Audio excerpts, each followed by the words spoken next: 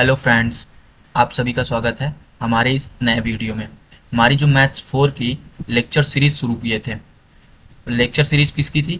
One shot की थी।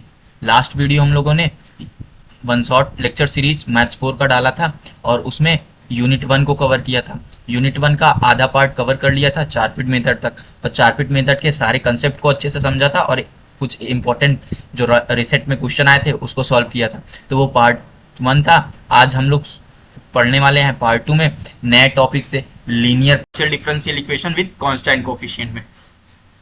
अगर इसमें बात करें तो हमारे पास जर्नल फॉर्म, जैसे हम लोगों ने क्लास सेकेंड सेमेस्टर में पढ़ा था, ऑर्डिनरी डिफरेंशियल इक्वेशन पढ़ा था। वहां पे क्या पढ़ा था? Ordinary differential equation constant coefficient के साथ में। तो वो क्या था? A naught d n z d n y upon d x to the power n plus a one d n minus one y upon d x to the power n minus one, इस तरीके से। तो वहां पे क्या था? एक ही वेरिएबल में इंडिपेंडेंट वेरिएबल होता था, तो यहाँ वहां पे पढ़े थे। अब यहाँ पे हम लोग ने पढ़ रहे हैं कि linear partial differential equation with constant coefficient में। अब इसमें देखें तो लीनियर पार्शियल डिफरेंशियल इक्वेशन है, तो इसमें क्या होगी? हमारी डिग्री होगी जो होगी 1 होगी।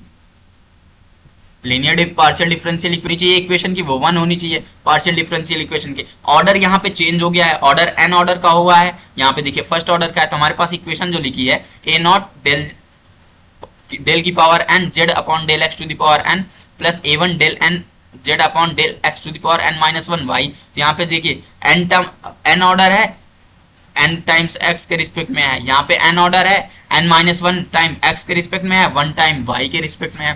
तो इस तरीके से ये हमारे पास इक्वेशन लिखी है। और ये इक्वेशन देखिए यहाँ पे एन ऑर्डर था, यहाँ पे फर्स्ट ऑर्डर है, तो ये लीनियर डिफरेंशियल इक्वेशन है। बस ऑर्डर चेंज हो रहा है, इसमें कोई दिक्कत नहीं है। बट हमारे पास डिग्री अगर चेक करें तो ये हाईएस्ट ऑर्डर है, हाईएस्ट ऑर्डर की पावर 1 ही है, तो ये डिग्री हमेशा 1 रहेगी लीनियर इक्वेशन में। और यहाँ पे a naught a one a two c naught c one c two, ये सारे क्या है? कॉन्स्टेंट वैल्यू है। अब ये होती है हमारी जर्नल फॉर्म होती है लीनियर डिफरेंशियल इक्वेशन की। अगर इसकी एग्जांपल देखें तो देखिए यहाँ पे del two z by del y square plus x del z by del x is equal to e to the power x plus y. Del two z by, ये एक एग्जांपल हो गया। दूसरा del two z by del x del y del two z by del x square is equal to y sine x. ये हमारे example हैं इसके। अब बट हमको लीनियर पार्शियल डिफरेंशियल इक्वेशन में क्या चीज पता होनी चाहिए कि जो डिग्री होगी वो हमेशा 1 होगी। यही अकेले बात याद रखें। अब देखें तो linear partial differential equation with constant coefficient two types के होते हैं। टू टाइप्स कौन से? पहला होता है होमोजीनियस पार्शियल डिफरेंशियल इक्वेशन और दूसरा होता है non homogeneous partial differential equation. Homogeneous partial differential equation की बात करें तो जो इक्वेशन होगी all the partial derivatives will same order, मतलब है कि जो इक्वेशन होगी उसमें ऑर्डर सेम होगा, जितने भी टर्म लिखे रहेंगे डेरिवेटिव के, सबके ऑर्डर सेम होंगे। और all the derivatives will not be same order, इसमें क्या होगा? सेम ऑर्डर नहीं होगा, इसमें सेम ऑर्डर नहीं होगा और इसमें सेम ऑर्डर के होंगे। इसमें 2 1 3 किसी भी ऑर्डर का हो सकता है, इसमें ऑल टर्म सेम ऑर्डर के होंगे। तो चलिए आप बात करते हैं solution of linear PDE. PDE का सॉल्यूशन कैसे करते हैं? जो कांस्टेंट कोफिशिएंट जैसे लास्ट सेमेस्टर में किया था वही सेम तरीके से। z is equal to C F plus P I. C F क्या होता था? कॉम्प्लीमेंट्री फंक्शन होता था और पी आई क्या होता था? पर्टिकुलर इंटीग्रल होता था। उसी तरीके से आप देखिए फर्स्ट ऑर्डर का था हम लोगों ने पहले कर लिया, एक चार पिट मेथड हो गया और लैग्रांज मेथड हो गया लीनियर और नॉन लीनियर के लिए। अब लीनियर की हायर ऑर्डर की डिफरेंशियल इक्वेशन को पढ़ रहे हैं, तो लीनियर की हायर ऑर्डर डिफरेंशियल इक्वेशन का सॉल्यूशन कैसे होता है? Z is equal to C F plus P I के लिए होता है। अब अगर सी एफ की बात करें तो क्या होता था? सी एफ में जब आर एच एस की वैल्यू 0 कर देते थे तो जो सॉल्यूशन होता था वो सी एफ हो जाता था। और पी आई क्या होता था? पर्टिकुलर सॉल्यूशन होता था। पर्टिकुलर सॉल्यूशन होता था मतलब आर्बिट्री फंक्शन से, आर्बिट्री कांस्टेंट या फंक्शन से फ्री होता था ये। आई होप आपको ये चीजें याद होंगी सेकेंड सेमेस्टर की। जो पीआई होता था वो आर्बिट्री कांस्टेंट और आर्बिट्री फंक्शन से फ्री होता था, मतलब उसमें आर्बिट्री कांस्टेंट और आर्बिट्री फंक्शन नहीं पाए जाते थे तो वो पीआई होता था, और जिसमें पाए जाते थे वो सीएफ होता था। तो ये था हमारा सॉल्यूशन। अब यहाँ पे भी वही लीनियर पार्शियल डिफरेंशियल इक्वेशन का भी सॉल्यूशन क्या होगा? C F plus P I होगा। अब देखते हैं होमोजीनियस, पहले टॉपिक को हम लोग पढ़ने जा रहे हैं homogeneous linear partial differential equation with constant coefficient. इसकी अगर जनरल इक्वेशन है a not del n z by del x to the power n. यहाँ पे देखिए सब सेम ऑर्डर के हैं, यहाँ पे भी एन है, यहाँ पे भी एन है, यहाँ पे भी एन है, और लास्ट तक जो ऑर्डर है एन ही है। तो यहाँ पे ऑर्डर सेम है, तो ये हो जाएगा हमारा होमोजीनियस पार्शियल डिफरेंशियल इक्वेशन। अब यहाँ पे a naught, a one, a two, a n जो भी है वो हमारे क्या है, कांस्टेंट है। यहाँ पे अब इंपॉर्टेंट वाली बात है, और डेल बाई डेल एक्स को अब हम लोग क्या लिखेंगे, डी, और del z del by del y को क्या लिखेंगे, डी डैश। ये पॉइंट अब यहाँ पे हम लोगों को याद रखना है कि पार्शियल डिफरेंशियल इक्वेशन में दो चीज, वहां पे क्या होता था, वहां पे केवल एक चीज होता था सेकंड सेमेस्टर में, डी बाई डी एक्स होता था, या डी बाई डी टी होता था, या डी बाई डी यू, इस तरीके का होता था। तो एक चीज होता था तो वहां पे के लिए डी ले लेते थे। अब यहाँ पे दो वेरिएबल है, तो डेल बाई डेल एक्स को क्या ले लिया, डी ले लिया, और डेल बाई डेल वाई को क्या ले लिया, डी डैश ले लिया। इससे अगर देखे यहाँ पे हमारे पास फंक्शन क्या था, a not del by del x to the power n है, तो इसको क्या लिख लिया, डी की पावर एन। जेड था, जेड लिख लिया, और यहाँ पे ए वन हो गया del x to the power n, तो एक्स में कितनी टाइम्स हुआ है, डी की पावर एन माइनस वन तक हुआ है, तो डी की पावर एन माइनस वन ले लिया, और वाई में वन टाइम है तो वन टाइम ले लिया, ये डी डैश है, ठीक है। फिर इसी तरीके सिमिलरली यहाँ पे n माइनस टू टाइम्स हुआ है डी एक्स में, तो d को ले लिया n माइनस टू टाइम्स, यहाँ पे d डैश ले लिया क्योंकि y टू टाइम्स हुआ था, इस तरीके से किया, और z पूरा कॉमन ले लिया, तो ये हमारे पास इक्वेशन बन गई। अब देखे तो ये जो ब्रैकेट के अंदर लिखा है ये किसका लिखा है, फंक्शन लिखा है d और d डैश का, d और d डैश का फंक्शन लिखा, तो हमने एक फंक्शन बना लिया और d और d डैश में रिप्रेजेंट कर दिया, तो ये हो गई हमारी रिप्रेजेंट करने के स्टैंडर्ड फॉर्मेट, क्योंकि इसका homogeneous linear partial differential equation को रिप्रेजेंट करने का। तो अब हम लोग होमोजीनियस को इस तरीके से रिप्रेजेंट कर सकते हैं। आई होप आपको ये समझ में आया होगा। अब आगे चलते हैं, इसका सॉल्यूशन देखते हैं कि होमोजीनियस का सॉल्यूशन कैसे देते हैं। होमोजीनियस का सॉल्यूशन क्या है, हमारे पास स्टैंडर्ड फॉर्मेट में ये ऐसा रहेगा, ठीक है। अब इसमें क्या करना है, इसका सॉल्यूशन वही होगा, z is equal to C F plus P I. C F क्या होता है, complete solution of the equation, कौन सी इक्वेशन का, five D dash z is equal to zero, R H S क्या होगा, zero, is called the complementary function. इस वाले फंक्शन का सॉल्यूशन जो कंप्लीट सॉल्यूशन वही होगा सी एफ। अब particular solution of the equation five D D dash z is equal to F x y which are free from the arbitrary constant are called the particular integral. Particular क्या होता है, जो arbitrary constant से free होते हैं वो होते हैं, ठीक है। ये थे दोनों कंप्लीट उसके डिफिनेशन थे C F and P I के। अब देखते हैं सी एफ निकालने के रूल। सी एफ के रूल देखें तो पहला स्टेप क्या है, जैसे वहां पे अगर बात करें तो हमारे पास फंक्शन ऑफ डी होता था into y is equal to Q, इस फॉर्म में इक्वेशन होती थी। इसका सॉल्यूशन जब करते थे हम लोग डिफरेंशियल इक्वेशन का, तो हम लोग क्या करते थे, C F plus P I निकालते थे, और सी एफ निकालने के लिए क्या करते थे, ऑक्सिलरी इक्वेशन लिखते थे। ऑक्सिलरी इक्वेशन कैसे लिखते थे, d को m से, y को 1 से रिप्लेस कर देते थे, तो हमारा सॉल्यूशन आ जाता था। सिमिलरली यहाँ पे भी वही काम करेंगे, ऑक्सिलरी इक्वेशन बनाएंगे। कैसे बनाएंगे, convert given equation in D D dash operator, D and D dash operator में कन्वर्ट करके ऑक्सिलरी इक्वेशन बनाएंगे यहाँ पे। और डी क्या किसको रिप्लेस करेंगे, डेल बाई डेल एक्स को डी से, और डेल बाई डेल वाई को डी डैश से रिप्लेस करेंगे। फिर हमारे पास फंक्शन आ जाएगा इस फॉर्म में, इस फॉर्म में आ जाएगा। तो अब ऑक्सिलरी इक्वेशन हम लोग लिखेंगे, ऑक्सिलरी इक्वेशन कैसे लिखेंगे, डी डैश को 1 से डी डैश को 1 से रिप्लेस कर देंगे, जेड को 1 से रिप्लेस कर देंगे, और डी जो होगा उसको m से रिप्लेस कर देंगे, और R H right hand side 0 से रिप्लेस कर देंगे। तो इस तरीके से हमारी ऑक्सिलरी इक्वेशन आ जाएगी। ऑक्सिलरी इक्वेशन कैसे आती थी, वो m के फंक्शन में आती थी। जैसे मान लीजिए m cube plus m square is का 2m इज इक्वल टू 0, इस तरीके की इक्वेशन। तो ये फंक्शन ऑफ m का बन जाता था। तो अब इस ऑक्सिलरी इक्वेशन के रूट्स निकाल लेते थे।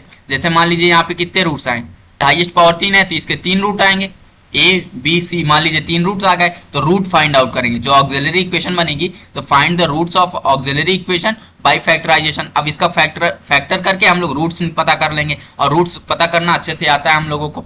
अगर नहीं आता आपको तो आप आपके आई बटन पे एक लिंक दिख रहा होगा, वहां पे मैंने रूट्स निकालने के किसी भी इक्वेशन के अच्छे से समझाया, आप वहां पे जाके देख सकते हैं।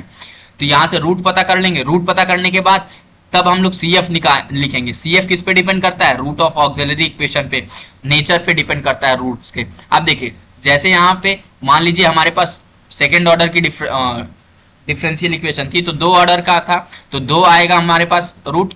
एक m1 एक m2। अगर m1 m2 दोनों रूट्स डिफरेंट है तो जो CF होगा उसको हम लोग कैसे लिखेंगे, f1 y plus m1x plus f2 y plus m2x। ये हमारा CF लिखने का फॉर्मूला है। यहाँ पे m1 एंड m2 की वैल्यू पुट करना है बस। तो कैसे लिखेंगे, f क्या है, ये f1 f2 क्या है, आर्बिट्री फंक्शन है।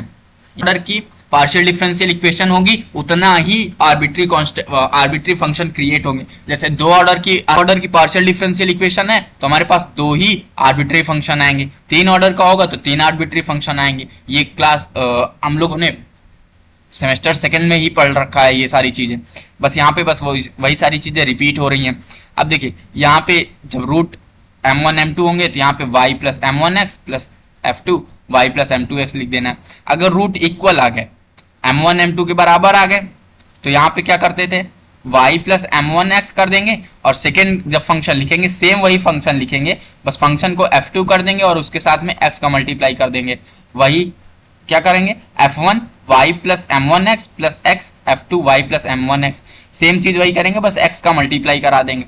अब सिमिलरली ऐसे समझ लीजिए जैसे m1 m2 तीन रूट आए हैं जिसमें से दो रूट सेम है और तीसरा रूट डिफरेंट है, तब कैसे लिखेंगे, तब लिखेंगे f1 y plus m1x x, अब जो सेम है उसके लिए तो x लिखेंगे, f2 m1 y plus m1x, फिर तीसरा फंक्शन बनाएंगे उसमें कुछ भी मल्टीप्लाई नहीं करेंगे, वो एज इट इज लिख देंगे f3 y प्लस m3x, बस m1 यहाँ पे m3 की वैल्यू पुट करेंगे, m1 m2 सेम ही रहेगा तो ये दोनों सेम वैल्यू आ जाएंगी। आई होप आपको ये CF लिखने का अच्छे से समझ में आ गया होगा। एक एग्जांपल करके देख लेते हैं। उसके पहले देखिए यहाँ पे मैं कुछ इंपॉर्टेंट पॉइंट लिखा हूँ, इसको ऐसे d डैश जेड, कभी भी आपको फंक्शन ऐसे मिल गया d डैश जेड लिखा है तो इसके लिए कॉम्प्लीमेंट्री फंक्शन डायरेक्ट आप लिखेंगे f1x। क्यों, क्योंकि यहाँ d डैश का मतलब क्या है, डेल बाई वाई, तो डेल बाई और रहेगा तो मतलब है del z by del y हो गया, तो इसका CF हम लोग लिखेंगे फंक्शन f1। ये फंक्शन क्या होगा, आर्बिट्री फंक्शन होगा और किसका फंक्शन होगा, x का होगा। सिमिलरली डी जेड रहेगा तो f1y लिखेंगे और d डैश स्क्वायर जेड रहेगा, d डैश का स्क्वायर रहेगा जेड के साथ में, तो यहाँ पे क्या लिखेंगे, फंक्शन f ऑफ x और मल्टीप्लाई कराएंगे जो सेम होने की वजह से y का मल्टीप्लाई कराएंगे और f2x लिखेंगे। ठीक है, सेम वही चीज। अगर डी स्क्वायर जेड होता है तो उसके लिए क्या करेंगे, f1y फंक्शन तो लिखा रहेगा प्लस मल्टीप्लाई में जो कराएंगे वो x कराएंगे और दूसरा फंक्शन भी y का लिखेंगे, तो ये हो जाएगा दो चीज। तो आई होप आप ये बेसिक कभी कभी जब हम लोग इक्वेशन में कॉमन लेने के बाद ये क्रिएट हो सकता है तब हम लोग इस तरीके से लिख लेते हैं। अब देखिए ये बात मैं बता ही दी आपको कि नंबर ऑफ आर्बिट्री फंक्शन कितने होंगे, ऑर्डर ऑफ पीडी के बराबर होंगे, जितने ऑर्डर की पीडी ही होगी उतने भी आर्बिट्री फंक्शन क्रिएट होंगे। अब एग्जाम्पल एक करके देख लेते हैं। एग्जाम्पल यहाँ पे दिया है del cube z by del y cube minus का del cube z upon del x square del y is equal to 0। इस फॉर्म में लिखा हो सकता है इक्वेशन या तो इस फॉर्म में लिखा हो सकता है, दोनों का सेम मतलब है। अब इसको अगर सॉल्व करना है, अब सबसे पहला स्टेप क्या है, हम लोगों को डी से डेल वाई को डी डैश से रिप्लेस करते हैं, तो रिप्लेस करेंगे तो यहाँ पे क्या आ जाएगा, डी डैश का क्यूब माइनस का यहाँ पे क्या आ जाएगा, डी का square D dash is equal to 0। यहाँ पे देखिए 2 टाइम्स x में हुआ है तो 2 टाइम्स x में लिखेंगे तो d डैश का स्क्वायर हो गया, सॉरी d स्क्वायर हो गया, और y के रिस्पेक्ट में केवल एक बार हुआ है तो y का एक बार लिखेंगे तो d डैश हो गया।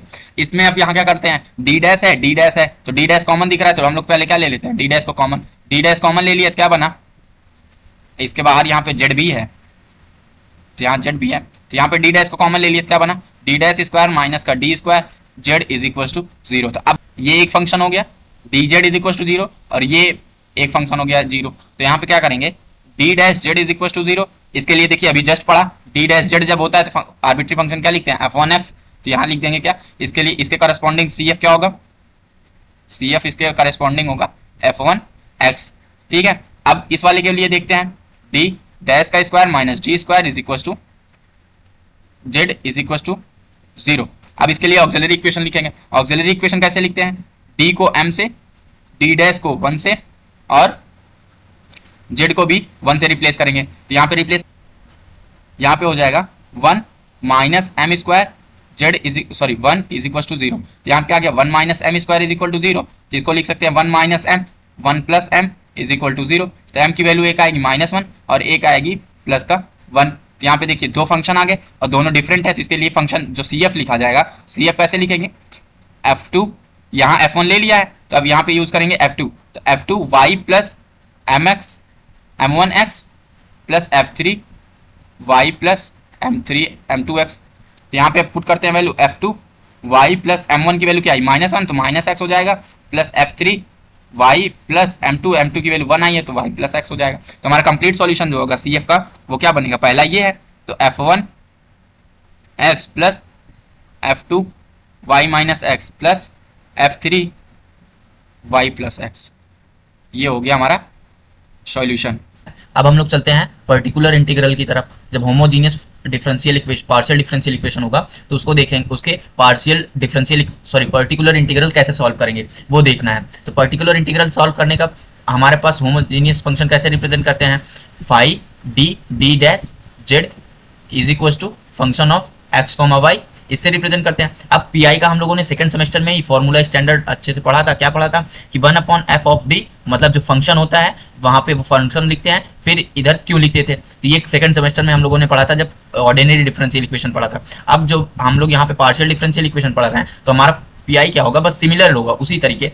वहां पे एफ डी देते थे, यहाँ से function of d comma D dash देंगे। जो यहाँ पे एफ डी अकेले बनता था, यहाँ फंक्शन डी और डी डैश का बनता है। और यहाँ पे राइट हैंड साइड में F of x comma y होता है। तो इस ये फॉर्मूला हो जाएगा हमारा पीआई निकालने का पर्टिकुलर इंटीग्रल का। अब वहां पे भी हम लोगों ने पीआई निकालने के 5 केसेस को पढ़े थे, यहाँ पे भी हम लोग 5 केस को पढ़ेंगे। केस 1 जो है हमारा, देखिए ये सॉल्यूशन है। अभी तक हम लोगों ने क्या कर रहा था, हम लोगों ने क्या किया, सीएफ निकाला कॉम्प्लीमेंट्री फंक्शन, और उसके साथ में कंप्लीट सॉल्यूशन अगर देना है तो पीआई भी पता होना चाहिए। जब आरएचएस प्रेजेंट होता है किसी भी पार्शियल डिफरेंशियल इक्वेशन में तो पर्टिकुलर इंटीग्रल भी निकालना पड़ेगा। अब पर्टिकुलर इंटीग्रल के कुछ स्पेशल केस बनाए गए हैं, कुछ स्पेशल केसों को उन पढ़ते हैं हम लोग। तो हमारे पास कितने केसेस है, 5 केसेस है। तो 5 में पहला केस हमारा क्या है कि जब right hand side F of function x comma y जो e की power ax plus b y हो, तो ये केस 1 बन जाता है। और दूसरा केस कब बनता है, जब function of x comma y जो हो या तो साइन ax प्लस बी हो या sine ax plus b y हो, sine ax plus b y, क्योंकि हमारे पास दो फंक्शन है तो sine ax plus b y हो या cos ax plus b y हो, तो ये दूसरा केस बन जाता है। तीसरा केस बनता है जब function of x comma y जो हो फाई ax प्लस बी हो, फाई ax प्लस बी हो मतलब कि any function of ax plus b में हो, y में हो, any function of ax plus b y में हो, तब तीसरा केस बन जाता है। चौथा केस हमारे पास क्या है कि x to the power m y to the power n के अगर फॉर्म में है, फॉर्मेट में है फंक्शन ऑफ एक्स वाई, तो कैसे सॉल्व करेंगे, ये चौथा केस हो जाता है। और पांचवा केस जो होता है वो जनरल सॉल्यूशन होता है। वो क्या होता है कि कोई भी फंक्शन हो, any function of x represent right hand side में हो, तो उसका कैसे सॉल्व करेंगे। तो ये 5 केस हमारे बनते हैं। अब चलिए एक एक केसों को करके पढ़ते हैं तो अच्छे से समझ में आएगा। केस नंबर 1 की डिस्कस करें तो पीआई हमको निकालना है। पीआई का फॉर्मूला हम लोगों ने देखा क्या होता है, फंक्शन फाई जो होता है, फाई क्या है, आर्बिट्री फंक्शन है। तो आर्बिट्री फंक्शन में कौन है, किसका है, डी कॉमा डी डैश का होता है। और राइट हैंड साइड हमारे पास function of x comma y है। तो ये अगर हम इसका निकालना है हम लोगों को। अब अगर हमारे पास function of x comma y क्या दिया हो, ई की power a x plus b y के फॉर्म में हो, तो ई की power a x plus b y के फॉर्म में हो, तो पी आई क्या होगा हमारा, P I is equal to 1/फाई डी कॉमा डी डैश हो जाएगा और एफ ऑफ एक्स वाई के को रिप्लेस करके e की पावर ax प्लस बी लिख देंगे। अब यही केस हम लोगों ने जब सेकंड केस में पढ़ा था तो वहां पे क्या पढ़ा था, function of f of d e की पावर ax था। तो यहाँ पे हम लोग d को a से रिप्लेस करते थे, सेम इसी तरीके यहाँ पे भी करेंगे। जब e की power ax plus b case अगर मिलता है हम लोगों को तो हम लोगों को कुछ नहीं करना है, बस d को a से और d डैश को b से रिप्लेस कर देना है। तो हमारे पास जो ये function d comma D dash का था ये फंक्शन बन जाएगा a कॉमा b का। तो हमारे पास फंक्शन पी आई क्या आ जाएगा आंसर, 1/फाई a कॉमा b e की पावर ax प्लस बी ये हो जाएगा हमारा आंसर। ये इजी है, जैसे हम लोग सेकंड सेमेस्टर में करते थे वैसे ही यहाँ पे भी कर लेंगे।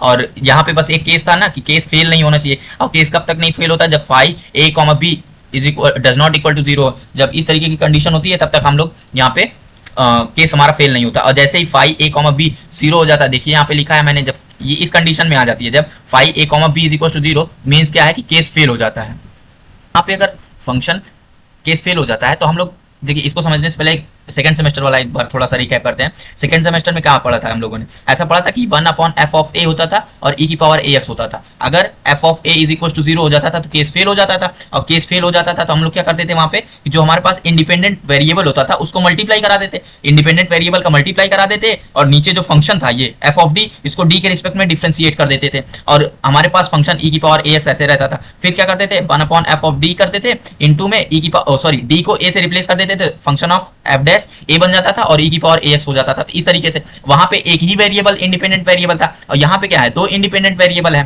डिपेंडेंट वेरिएबल के लिए हमारे पास चॉइस है, तो किसी भी एक को कर सकते हैं। तो देखिए यहाँ पे जैसे अगर phi a comma b is equal to 0 हो जाता है तो केस फेल हो जाएगा, तब हम लोग उस कंडीशन में पी आई क्या करेंगे। अब हमारे पास देखिए यहाँ पे z is equal to function of x comma y है, तो हमारे पास इंडिपेंडेंट वेरिएबल दो है, एक x है एक y है, तो हम लोग किसी को भी मल्टीप्लाई करा सकते हैं। मान लीजिए हमने क्या करा, x को मल्टीप्लाई करा, अगर x को मल्टीप्लाई कराते हैं तो जो हमारे पास फंक्शन होगा ये function d comma d dash, इसमें से d के रिस्पेक्ट में डिफरेंशिएट करेंगे, फिर del by d del upon d del d करेंगे, डेल अपॉन डेल डी करेंगे किसका, phi d comma d dash में, इनटू में e की power ax plus b y रहेगा। इफ अगर हम लोग x की जगह पे y को मल्टीप्लाई कराते हैं, इंडिपेंडेंट वेरिएबल y को मल्टीप्लाई कराते हैं, तो जो हम डिफरेंशिएट करेंगे वो d डैश के रिस्पेक्ट में डिफरेंशिएट करेंगे जो फंक्शन होगा।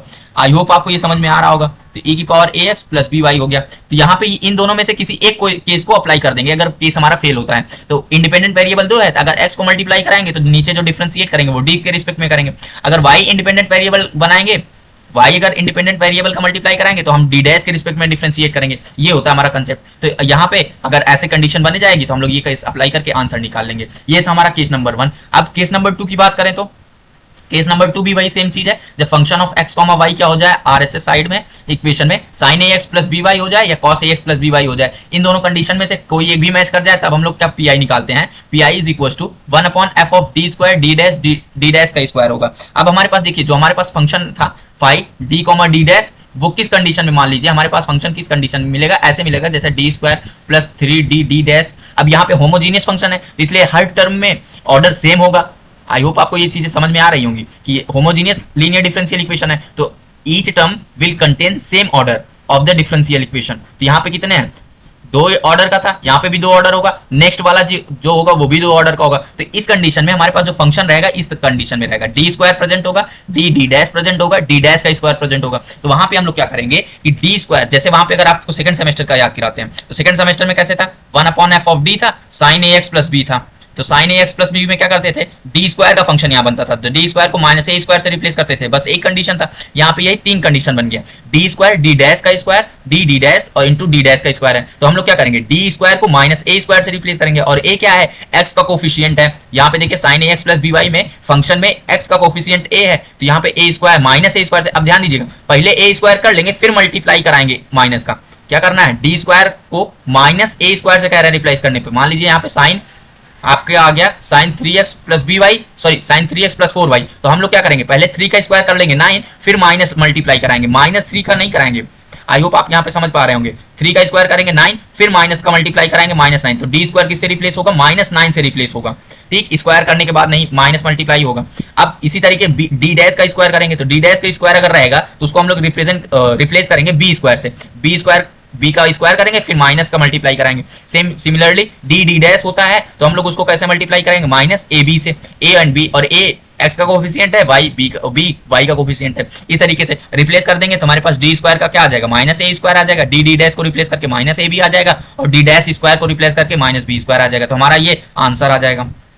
कब आएगा आंसर, जब हमारे पास phi minus a square minus a b minus b square does not equal to 0 है। अगर ये 0 आ जाएगा, सेम इसी तरीके से जैसे अभी हम लोगों ने समझा, क्या करते, या तो x का मल्टीप्लाई कराते, 2 इंडिपेंडेंट वेरिएबल है, एक x एक y, तो x का अगर मल्टीप्लाई कराएंगे तो पूरा फंक्शन किसके रिस्पेक्ट में डिफरेंशिएट होगा, पार्शियली डिफरेंशिएट होगा d के रिस्पेक्ट में। पार्शियली डिफरेंशिएट होगा मतलब d डैश क्या होगा, हमारा कांस्टेंट वर्क कर रहा होगा, कांस्टेंट की तरीके। तो डेल बाई डेल d के रिस्पेक्ट में पूरे फंक्शन को डिफरेंशिएट करा देंगे, डी स्क्वायर डी डैश और डी डैश का स्क्वायर, इस पूरे फंक्शन को डिफरेंशिएट करा देंगे। यहाँ पे हमारे पास फंक्शन जो था एक्स वाई वो रहेगा। अगर इंडिपेंडेंट वेरिएबल एक्स की बजाय वाई को मल्टीप्लाई कराएंगे तो यहाँ पे जो डिफरेंशिएट होगा नीचे वो किसके रिस्पेक्ट में होगा, डी डैश के रिस्पेक्ट में होगा। यही दोनों में से एक कंडीशन को अप्लाई कर देंगे, आंसर मैच कर जाएगा हमारा। ये था हमारा सेकंड केस। अब देखिए इस पे एग्जाम्पल हम लोग नहीं कर रहे हैं क्योंकि ये एग्जाम में ज्यादातर पूछा नहीं जाता है। अगर आपको करना होगा तो ईजी है, ये बहुत छोटा सा कंसेप्ट है, आप अपने से खुद से कर सकते हैं।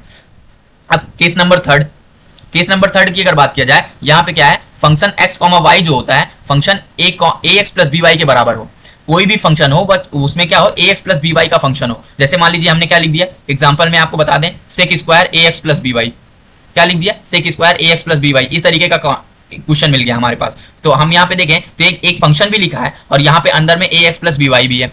तो इस तरीके का अगर हमको फंक्शन मिलता है तो हम लोग क्या करते हैं, तब पी आई अगर निकालना हो तो पी आई का फॉर्मूला होता है 1/5 d d comma D dash f a x plus b y. अब हमको कुछ नहीं करना है, इसमें क्या करना है, डी को डी ए से रिप्लेस करना है और डी डैश को बी से रिप्लेस करना है, जो यहाँ पे अंदर फंक्शन के साथ में लिखा होगा। तो यहाँ पे हमारा क्या बन जाएगा, फाई ए कॉमा बी। अब ध्यान दीजिए, ये जो इंटीग्रेशन लगाए हैं, इंटीग्रेशन किसके बेसिस पे लगाए हैं, यहाँ पे समझिए, मान लीजिए जैसे हमारे पास फंक्शन है phi d comma D dash, जो है इस तरीके से दिया है कि जो इक्वेशन है डी क्या है, आपको देखिए पहले पता होगा डी क्या है, d by sorry del by del x, और डी डैश क्या है, डेल बाई डेल वाई। तो इसमें देखिए ऑर्डर क्या है, फर्स्ट पहले से ही फिक्स है, ये कौन से ऑर्डर का है, फर्स्ट ऑर्डर का है, फर्स्ट ऑर्डर लिखा है ना इसका, ये भी क्या है, फर्स्ट ऑर्डर लिखा है। और सेकंड ऑर्डर होता क्या होता है, del two upon del x square, इस तरीके से। तो ये जो डेल बाई डेल एक्स लिखा है, ये किस ऑर्डर का है, फर्स्ट ऑर्डर का है। तो यहाँ पे जो इक्वेशन लिखी जाएगी, मान लीजिए जैसे D square plus 3d square plus 3d dash का स्क्वायर प्लस 2dd डैश, इस तरीके का मान लीजिए एक इक्वेशन लिखी है। तो यहाँ पे देखें, ये जो इक्वेशन की पावर चल रही है, ये इक्वेशन की पावर कितनी है, पावर को क्या बोलते हैं हम लोग, डिग्री। तो हम लोग क्या देखेंगे कि ये डिग्री कितने डिग्री की इक्वेशन यहाँ पे लिखी है, या कितने पावर की इक्वेशन लिखी है। तो जो जितने और होमोजीनियस है, तो each term will contain same degree, इस टर्म कंटेन सेम डिग्री। यहाँ पे अगर 2 है तो यहाँ पे भी 2 होगा, यहाँ पे भी 2 होगा। तो जितने डिग्री का यहाँ ऑर्डर होगा, सॉरी जितने डिग्री की इक्वेशन होगी, उतने टाइम्स हम यहाँ पे डिफरेंशिएट करेंगे। और जो ये ax प्लस बी वाई होगा, इसको हम लोग लेट कर लेंगे u। यहाँ पे जो फंक्शन में ax प्लस बी वाई होगा, उसको हम लेट कर लेंगे u, और उस फंक्शन को रिप्लेस कर देंगे u से। जैसे यहाँ पे एग्जांपल मैंने दिया क्या, sec square ax plus b y, तो हम लोग यहाँ क्या कर देंगे, सेक स्क्वायर u। और कितनी बार यहाँ पे आ रहा है, अगर जो इक्वेशन है उसकी डिग्री 3 आ रही है, तो 3 बार डिफरेंशिएट कर देंगे किसको, सेक स्क्वायर u को। आई होप आप ये चीज समझ गए होंगे कि मैं यहाँ पे क्या कंसेप्ट समझाना चाह रहा हूँ। एक बार फिर से देखिए, मैं बता रहा हूँ कि जैसे मान लीजिए यहाँ पे हमारे पास phi d comma D dash है, और फंक्शन ए कॉमा, यहाँ पे मैं एग्जांपल ले लेता हूँ, यहाँ पे मैं एक एग्जांपल से कर देता हूँ। जैसे मान लीजिए हमारे पास क्या है, डी स्क्वायर माइनस का 3d प्लस का 3d डैश माइनस का 2d डैश का स्क्वायर। ठीक, ये एक इक्वेशन ले लिया मैंने, और यहाँ पे RHS में है सेक स्क्वायर ax या 3x प्लस 4y, ये हो गया। तो यहाँ पे हम लोग क्या करेंगे, d को किससे रिप्लेस करेंगे, a से, और d डैश को किससे रिप्लेस करेंगे, b से। b क्या है, तो 4 है, तो यहाँ पे 3 और 4 से रिप्लेस कर देंगे। यही कंसेप्ट पढ़ा, ax प्लस by को क्या करेंगे, d को a से, b को d डैश को b से। तो यहाँ पे रिप्लेस करते हैं, तो d स्क्वायर है, तो d स्क्वायर को रिप्लेस करेंगे 9 हो जाएगा, प्लस का 3d डैश है, d डैश की वैल्यू क्या हो जाएगी, डी डैश की वैल्यू हो जाएगी 4 से मल्टीप्लाई कराएंगे तो 4 यहाँ तो 12 हो जाएगा, माइनस का 2, डी डैश का स्क्वायर है मतलब 4 का स्क्वायर मतलब 16 में 2 का मल्टीप्लाई कराएंगे 32 आ जाएगा। यहाँ पे ये आ जाएगा। अब इंटीग्रेशन कितने टाइम्स होगा, इस इक्वेशन की डिग्री कितनी है, इक्वेशन की डिग्री मतलब पावर कितनी है, पावर क्या है, यहाँ पे भी 2 है, तो ये हाईएस्ट पावर देख लीजिए आप, ये हाईएस्ट पावर 2 है, ये 2 है। यहाँ पे मेरे साथ यहाँ पे मैंने एक चीज गलत लिख दिया, यहाँ पे डी भी होना चाहिए कि क्योंकि ये होमोजीनियस है ना, तो each term contain same degree. यहाँ पे 2 है, यहाँ पे भी 2 है, यहाँ पे भी 2 है, तो यहाँ पे d का मल्टीप्लाई करा दीजिए, d क्या है यहाँ पे 3 है, तो 3 का और मल्टीप्लाई करा दीजिए तो 36 हो जाएगा। यहाँ पे मतलब कुछ भी आ सकता है, वो आप कैलकुलेशन में इक्वेशन में देख लेंगे। मेरा मोटो ये है कि ये आपको समझना है कि ये जो कितने ऑर्डर का है, यहाँ स्क्वायर है, यहाँ भी स्क्वायर है, यहाँ भी स्क्वायर है, तो यहाँ पे इंटीग्रेट कितने टाइम्स होगा, 2 टाइम्स इंटीग्रेट होगा। और ये जो पूरा फंक्शन है इसको u लेट कर लेंगे, तो यहाँ क्या बन जाएगा, सेक स्क्वायर u, और कितनी बार du लिखेंगे, 2 बार du लिखेंगे। यहाँ पे मैंने लेट किया था 3 बार, इक्वेशन जो होगी 3 डिग्री की होगी, तो यहाँ पे 3 टाइम इंटीग्रेट करेंगे, और fu को du तो 3 बार इंटीग्रेट कर देंगे। ये हो जाएगा हमारा आंसर pi निकाल के। आई होप आपको ये कंसेप्ट समझ में आया होगा। अब हम लोग चलते हैं नेक्स्ट केस की तरफ, केस नंबर 4। केस नंबर 4 की बात करें तो यहाँ पे हमारे पास right hand side function x, y क्या रहेगा, x to the power m, y to the power n। ये हम लोगों ने अगर सेकंड सेमेस्टर में जो पढ़ा था उसका याद करें तो ये इस तरीके से था ना, f of d into x to the power m। यहाँ पे हम लोग क्या करते थे, फंक्शन जो होता था इसमें लोवेस्ट पावर ऑफ d को कॉमन ले लेते थे और उसको क्या बना लेते थे, फंक्शन f ऑफ d, और function f of d x to the power m होता था। फिर इसको क्या करते थे, function of f of d को ऊपर ले जाके डिनोमिनेटर से न्यूमिनेटर में ले जाके उसकी पावर इन्वर्स कर लेते थे, और x to the power m इसको बाइनोमियल एक्सपेंशन से ओपन करके इसको मल्टीप्लाई करा देते थे, आंसर आ जाता था। सिमिलरली यहाँ पे भी करेंगे, पी क्या होगा हमारा, function of d dash d dash x to the power m y to the power n। इसको क्या करेंगे, यहाँ से देखिए homogeneous function partial differential equation है, यहाँ पे जो फंक्शन लिखा रहेगा वो कैसा रहेगा, होमोजीनियस रहेगा, मतलब सब में सेम ऑर्डर के लिखे रहेंगे टर्म। तो इसमें से क्या करेंगे हम लोग, या तो d को कॉमन लेंगे या तो d डैश को कॉमन लेंगे, और ये किस पे डिपेंड करेगा, d को कॉमन लेंगे कि d डैश को कॉमन लेंगे। अभी यहाँ पे ध्यान दीजिए, यहाँ पे लोवेस्ट डिग्री पावर कॉमन लेते थे, क्यों, क्योंकि यहाँ पे होमोजीनियस नॉन होमोजीनियस कुछ भी मिल जाता था। यहाँ पे क्या होगा, केवल और केवल होमोजीनियस होगा, होमोजीनियस होगा तो यहाँ पे क्या होगा, हमारे पास कांस्टेंट टर्म नहीं प्रेजेंट होंगी। जैसे होमोजीनियस इक्वेशन कैसे पता चलेगी कि होमोजीनियस है, तो जैसे यहाँ पे देखिए D square plus 3d dash plus का 2d स्क्वायर डी डैश का स्क्वायर लिख दिया, तो ये एक होमोजीनियस है। अगर ऐसे इक्वेशन लिख दिया डी स्क्वायर प्लस का 3d डैश प्लस का 2, तो यहाँ पे नॉन होमोजीनियस हो गया। नॉन होमोजीनियस कैसे हो गया, यहाँ पे d का ऑर्डर 2 है, यहाँ पे d का ऑर्डर 2 है, यहाँ पे मतलब पावर 2 है, यहाँ पे भी पावर 2 है, बट यहाँ पे पावर 0 हो गई है, तभी 1 बना है। d की पावर 0 हो गई तब ये 1 बना है, तो यहाँ पे ये नॉन होमोजीनियस हो गया। नॉन होमोजीनियस के लिए आगे हम लोग देखेंगे, अभी हम लोग होमोजीनियस को पढ़ रहे हैं। तो होमोजीनियस को जब कंसीडर कर रहे हैं तो यहाँ पे हम लोग या तो d की पावर को d को वाली टर्म को कॉमन लेंगे या d डैश की टर्म को कॉमन लेंगे। ये किस पे डिपेंड करता है, हमारी x की पावर जो m है और y की पावर n है, m और n पे डिपेंड करेगा ये चीज कैसे कॉमन लेंगे। और कॉमन लेने के बाद हमारा कैसे बन जाएगा, ये 1 प्लस f, ये पहले नीचे बनेगा 1 upon 1 plus f d comma d dash, इस तरीके से बनेगा। इसको ले जाएंगे हम लोग न्यूमिनेटर में ले जाएंगे तो 1 plus f d comma d dash की इनवर्स बन जाएगा और x to the power m y to the power n, फिर बाइनोमियल एक्सपेंशन कर देंगे, वो सॉल्व हो जाएगा। बट यहाँ पे ये ध्यान देंगे कि यहाँ पे m और n पे डिपेंड करेगा कि d लेंगे कि d डैश लेंगे। अगर m और n की वैल्यू सेम है, m एंड n की वैल्यू सेम है, तो कुछ भी कॉमन ले ले, चाहे d ले ले चाहे d डैश ले लें, वो अपने ऊपर डिपेंड करता है, आंसर सेम आएगा। अगर n और m है तो यहाँ पे देखिए कंडीशन लिखा है, अगर n is greater than m है then power series in descending power of d comma d dash, मतलब अगर n की वैल्यू बड़ी है, n कौन होता है, y की पावर होती है, y की पावर अगर बड़ी है x की पावर से तो हम लोग क्या कॉमन लेंगे, d डैश कॉमन लेंगे। यहाँ सीधे सीधे दिख रहा है d dash common, d dash की पावर बनती जाएगी जब y की पावर बड़ी होगी, मतलब n बड़ा होगा m से, तो हम लोग किसको कॉमन लेंगे, d डैश को कॉमन लेंगे। सीधे सीधे ये समझ लो, d डैश को कॉमन लेंगे। अगर n छोटा हो गया m से तो किसको कॉमन ले लेंगे, d को कॉमन ले लेंगे, तब हमारा d डैश अपॉन d की पावर बन जाएगी। आई होप आपको समझ में आया होगा, यही चीज लिखा है, n less than m then power series in ascending power of d dash upon d, इस तरीके से। और फिर बाइनोमियल एक्सपेंशन का फॉर्मूला आपको ये लिखा भी है और आपको याद भी होगा, क्या होता है, 1 प्लस एक्स की पावर माइनस इनवर्स लगाया -1 लगाया तो उसको क्या लिखते हैं, अगर प्लस है तो 1 minus x plus x square minus x cube plus x power 4, अगर यही माइनस है तो each term will be add, तो इस तरीके का होगा हमारे साथ। अब चलते हैं हम लोग इसको एक एग्जांपल को सॉल्व करेंगे, क्योंकि ये कभी कभी क्वेश्चन में कभी कभी क्वेश्चन पेपर में आ जाता है, तो इसलिए हम इसके एग्जांपल को सॉल्व करके प्रैक्टिस करके अच्छे से समझ लेते हैं। और ऊपर के सारे जो कंसेप्ट है आप उस पर सवाल खुद से सॉल्व करिएगा, जो डाउट होगा आप कमेंट करके पूछ सकते हैं, उसमें कोई दिक्कत की बात नहीं है। अब यहाँ पे हम लोग ये एग्जाम्पल है, इसको सॉल्व करते हैं। एग्जाम्पल हमारे पास क्या गिवन है, इसको मैं डी और डी डैश में लिख लेता हूँ। आपको देखिए यहाँ पता है डी क्या होता है, d del by del x, और डी डैश क्या होता है, डेल बाई डेल वाई। यहाँ पे रिप्रेजेंट करते हैं, तो ये क्या लिखा है, del by del x square, तो ये डी स्क्वायर जेड लिखा है, प्लस का 3d डी डैश लिखा है, प्लस 2d डैश का स्क्वायर लिखा है, ठीक, is equal to 12x y है, इस तरीके से। अब यहाँ पे देखिए x to the power m y to the power n का बन रहा है, x to the power n y to the power n। अब यहाँ पे m n की वैल्यू दोनों सेम हो गई है, तब ये हम लोगों पे डिपेंड करता है कि कौन सी पावर हम लोगों को बनाना है, डी बाई डी डैश का बनाना है कि डी डैश बाई डी का, इन दोनों में से किसी एक का भी बना लेंगे। तो अब चलिए यहाँ पे हम लोग सॉल्व करते हैं इसको। तो पहले जेड कॉमन ले लेते हैं, यहाँ पे भी जेड है और यहाँ पे भी जेड है, जेड कॉमन ले लेंगे तो ये क्या बन जाएगा, डी स्क्वायर प्लस का 3d डी डैश प्लस का 2d डैश का square, z is equal to 12x y, ये आ गया। अब इसका कंप्लीट सॉल्यूशन क्या होगा, z is equal to complete solution देंगे CF प्लस PI। अब यहाँ पे पहले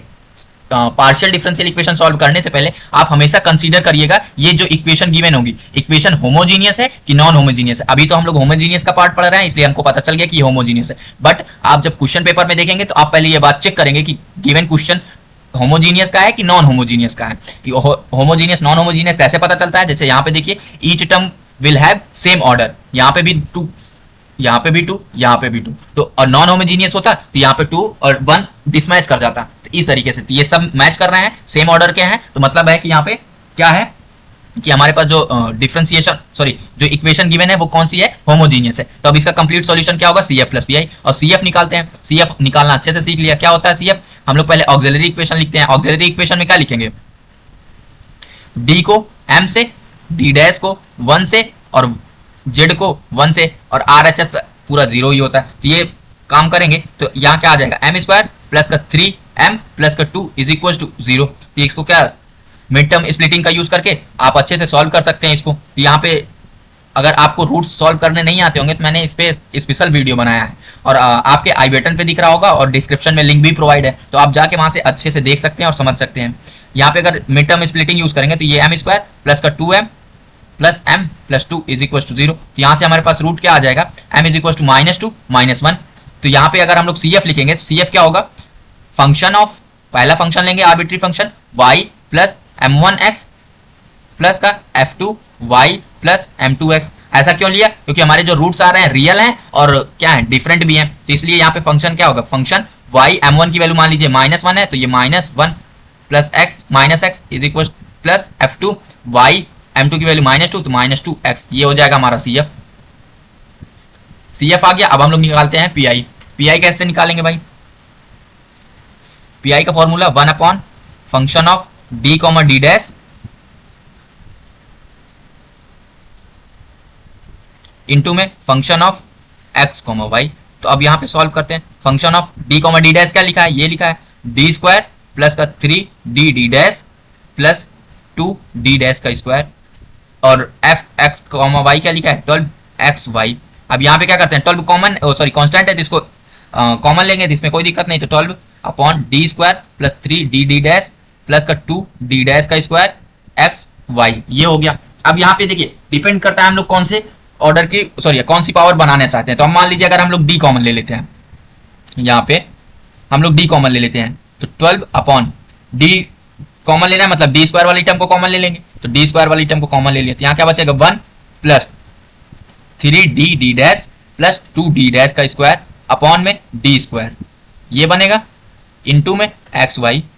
अब क्या करेंगे, इस वाली पूरी टर्म को न्यूमिनेटर में ले चलेंगे, तो ये क्या बचा 12 अपॉन d स्क्वायर, और यहाँ पे function 1 plus 3d dash plus 2d dash का स्क्वायर अपॉन में d स्क्वायर, और यहाँ पे क्या हो जाएगा पावर -1 इंटू xy। अब ये बन गया 1 प्लस x की पावर -1 बन गया, तो ये 1 प्लस x पावर -1 का फॉर्मूला अभी हम लोग जस्ट पढ़े, 1 माइनस x प्लस का x स्क्वायर माइनस का x क्यूब। इस तरीके से इसको ओपन कर देंगे बाइनोमियल एक्सपेंशन का यूज करके, इसको ओपन करेंगे क्या आएगा 12d स्क्वायर 1 माइनस का x ये पूरी वैल्यू क्या है x ही है, तो इसको क्या करेंगे 3d dash plus 2d dash का स्क्वायर अपॉन d स्क्वायर, ठीक है, प्लस का x स्क्वायर क्या है 3d डैश प्लस का 2d square d dash square upon d square की whole power 2 dash dash dash. इस तरीके से ओपन हो जाएगा और फंक्शन हमारे पास है x इंटू वाई। अब देखिए जब हम लोग सेकंड सेमेस्टर में पढ़ेंगे सेम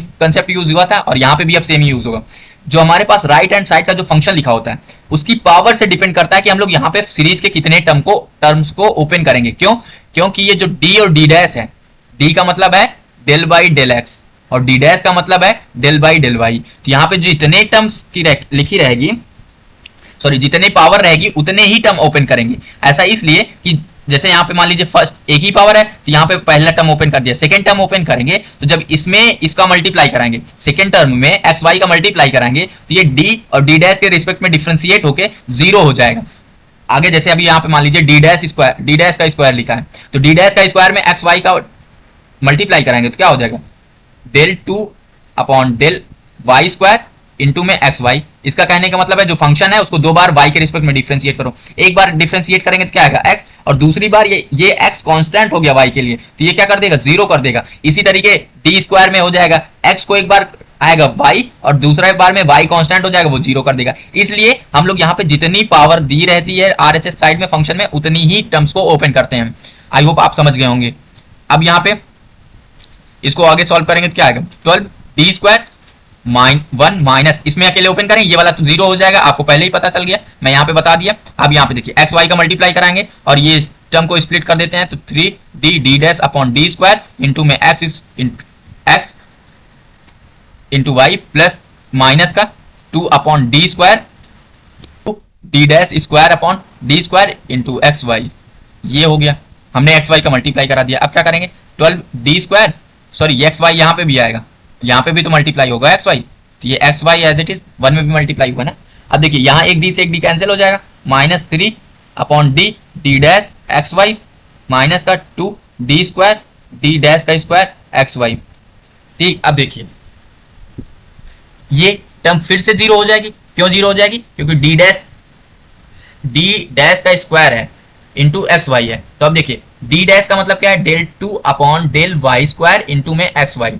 अब इसको डिफरेंशिएट करिए, डिफरेंशिएट करेंगे तो x बचेगा पहली टाइम्स में, दोबारा डिफरेंशिएट करेंगे तो 0 आ जाएगा, क्योंकि x क्या हो जाता है, कांस्टेंट हो जाता है, और y के रिस्पेक्ट में x कांस्टेंट है तो 0 हो जाएगा। इस वाली टर्म का डिफरेंशिएशन करिए, डिफरेंशिएशन करेंगे तो d डैश एक्स वाई है, तो मतलब है कि डेल बाई डेल वाई करना है एक्स वाई का, तो आंसर क्या आएगा x, तो x आ जाएगा, तो यहाँ पे क्या बचेगा 12d square x y minus का 3d इंटू में x। अब सॉल्व करेंगे आगे तो 12 upon d square x y minus का, अब 1 अपॉन डी का मतलब क्या है, इंटीग्रेशन करना है, और d है तो यहाँ पे dx के रिस्पेक्ट में, तो यहाँ पे डिफरेंस इंटीग्रेट करेंगे तो 3x dx, और dx ना लिख के डेल x लिखेंगे क्योंकि पार्शियल पढ़ रहे हैं, ये ध्यान दीजिएगा।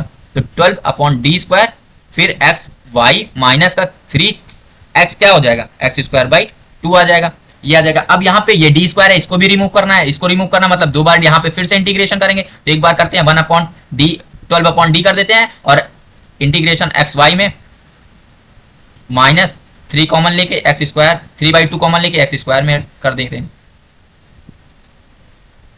अब इसको आगे सॉल्व करेंगे तो 12 अपॉन डी एक्स वाई का क्या आ जाएगा, x square by 2 y as it is minus का 3/2 एक्स क्यूब बाई 3, तो 3 से 3 कैंसिल कर देंगे, एक बार फिर से इंटीग्रेट करेंगे इस पूरी टर्म को, डी स्क्वायर था ना तो 2 बार इंटीग्रेट होगा, तो 12 पहले वाले टर्म को यहाँ पे इंटीग्रेट करेंगे, यहाँ पे मान लीजिए मैं डी हटा दिया और फिर इसको इंटीग्रेट कर रहा है, इंटीग्रेट कर रहा हूँ तो y/2 कांस्टेंट हो गया, एक्स स्क्वायर का क्या हो जाएगा x cube by 2 sorry x cube by 3 minus का 3 से 3 कैंसिल हो गया, 1/2 बचा है, एक्स क्यूब का क्या हो जाएगा एक्स पावर 4/4, यहाँ पे क्या है 2 इंटू 3 है तो 6 और 12 का मल्टीप्लाई करा रहे हैं, तो यहाँ पे क्या बचेगा 2y एक्स क्यूब माइनस का अंदर मल्टीप्लाई करा रहे हैं, यहाँ पे 8 है बाहर 12 है, तो 12 का मल्टीप्लाई कराएंगे तो क्या आ जाएगा 12/8, देखिए ये क्या आ जाएगा 12/8, तो 4 3 जा 12 4 2 जा 8, तो यहाँ पे क्या आ जाएगा 3/2 एक्स की पावर 4, ये आ जाएगा हमारा पी और सी एफ निकाले ही है, तो कंप्लीट सॉल्यूशन इसी में दे दीजिए। प्लस का क्या आया है 2y x cube minus 3/2 x की पावर 4, ये हो जाएगा हमारा कंप्लीट सॉल्यूशन 3/2 एक्स की पावर 4, ये आ जाएगा हमारा कंप्लीट आंसर। नेक्स्ट कंसेप्ट की तरफ, नेक्स्ट कंसेप्ट हमारा केस नंबर 5, तो अब हम लोग केस नंबर 5 को डिस्कस करते हैं। केस नंबर 5 क्या है, जब function of x comma y, any function of x comma y हो, कोई सा भी फंक्शन दिया हो राइट हैंड साइड में, तब हम लोग कैसे सॉल्व करेंगे, इसको क्या बोलते हैं जर्नल मेथड या जर्नल सॉल्यूशन। कोई सा भी मेथड दिया हो तब हम लोग कैसे सॉल्व करेंगे, तब क्वेश्चन अगर सॉल्व करना है पीआई कैलकुलेट करना है तो PI will be 1 upon F of d, d comma D dash, ये फंक्शन लिखा ही रहेगा, और यहाँ पे function of x comma y लिखा रहेगा राइट हैंड साइड का, ये तो फॉर्मूला ही होता है पीआई का, सब में यूज होता है। अब इसके लिए अब हम लोग क्या करेंगे, ये जो function of d comma D dash लिखा रहेगा, डी कॉमा डी डैश लिखा रहेगा, इसको क्या करेंगे लीनियर फैक्टर करेंगे, इसका क्या करेंगे लीनियर फैक्टर करेंगे।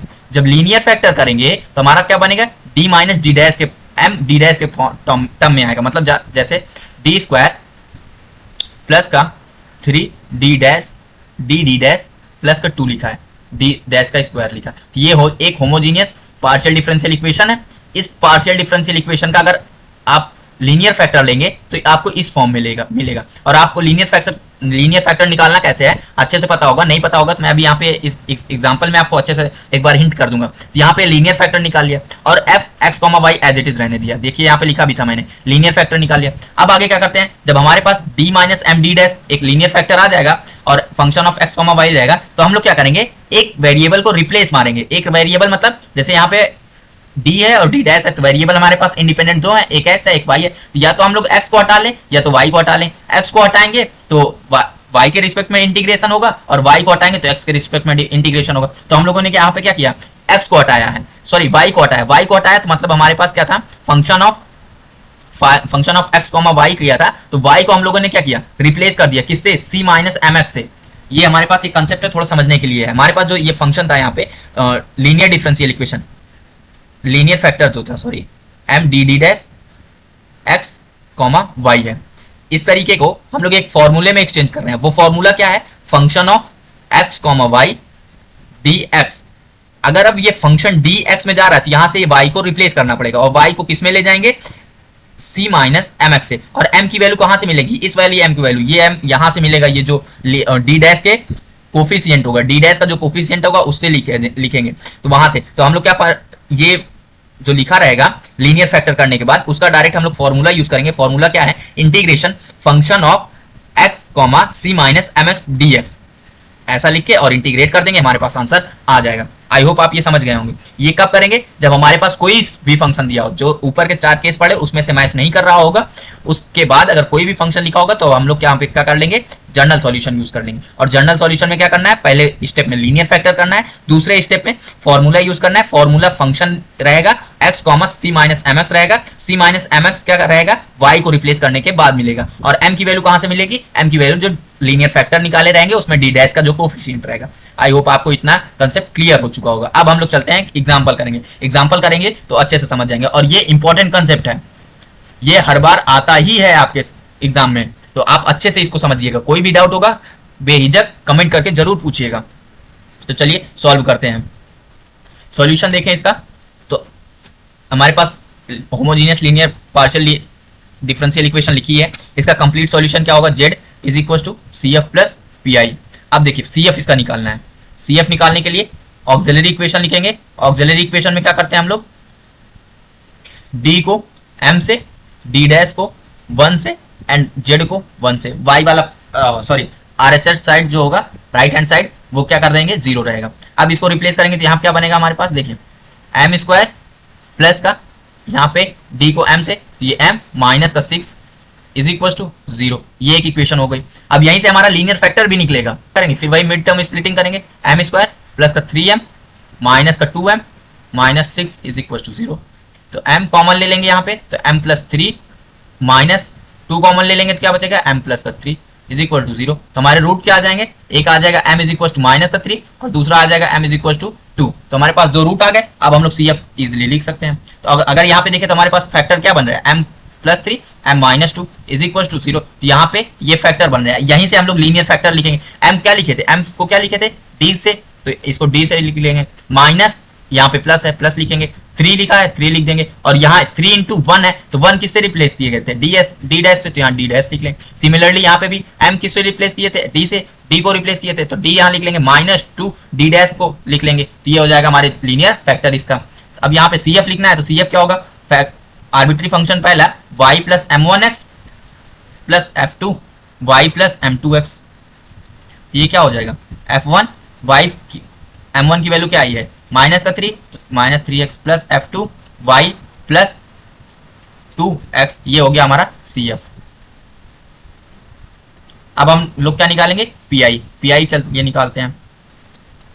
पी आई क्या होगा? 1 upon F of d, sorry function of d comma D dash into में function of x comma y. यहाँ पे function of d comma D dash क्या दिया है? D square minus d D dash, d square plus का d D dash minus का 6 d dash का square into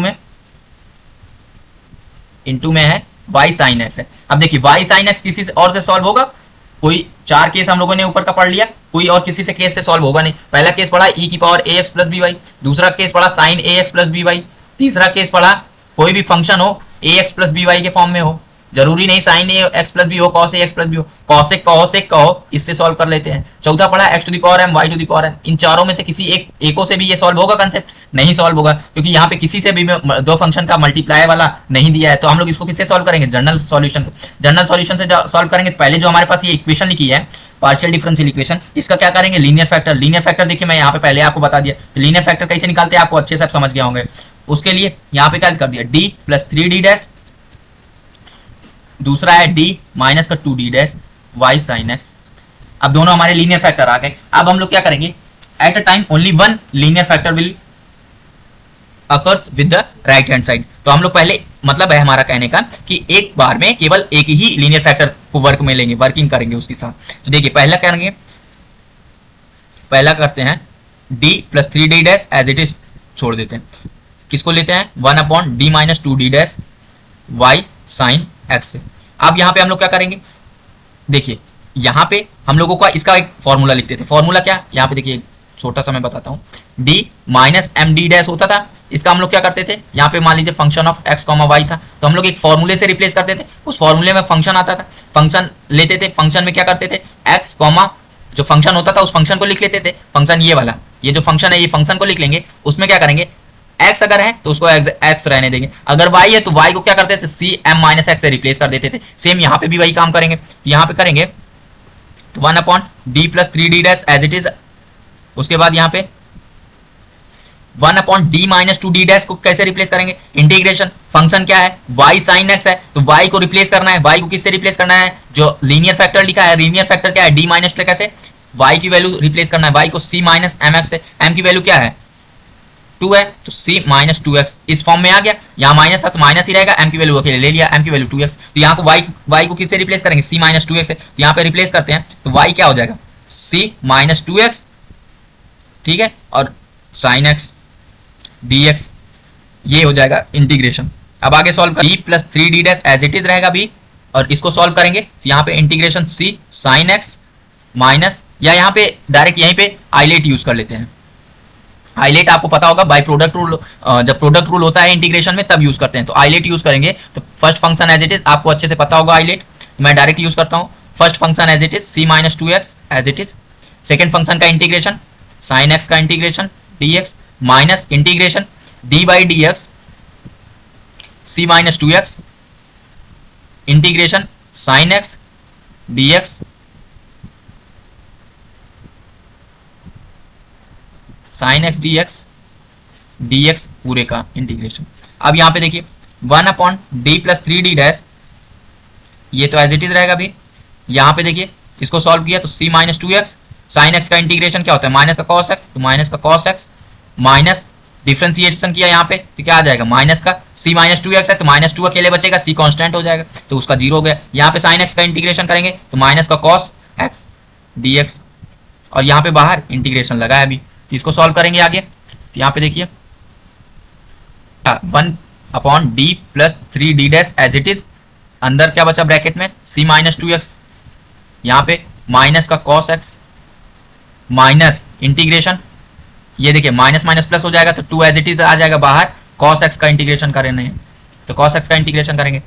अब देखिए d+3d, अब ये क्या लिए किए थे y लेट किए थे, ये देखिए यहाँ पे ये y की वैल्यू है तो ये y यहाँ से रिप्लेस कर देंगे, यहाँ क्या बचेगा y माइनस का cos x, तो y minus cos x minus 2 cos x का इंटीग्रेशन क्या हो जाएगा sin x, तो sin x आ गया, ये हमारे पास आ गया। अब हम क्या करेंगे, इस वाले लीनियर फैक्टर को इसके साथ अप्लाई करेंगे, लीनियर फैक्टर अप्लाई करेंगे तो यहाँ पे फिर से वही काम, y को रिप्लेस करना है c प्लस एम एक्स से, तो यहाँ पे रिप्लेस करिए, c की वैल्यू क्या है, फैक्टर क्या है आपके पास d+3d है, तो c एज इट इज रहने दीजिए, m की वैल्यू क्या है 3 है, तो ये प्लस का 3x बनेगा, क्योंकि यहाँ पे देखिए आपका फैक्टर है c प्लस एम एक्स के रूप में, तो आप यहाँ पे लिखेंगे c प्लस एम एक्स के रूप में, यहाँ पे क्या था c माइनस एम एक्स का था, तो इसलिए c माइनस एम एक्स लिए थे। आई होप आपको ये समझ में आ रहा होगा।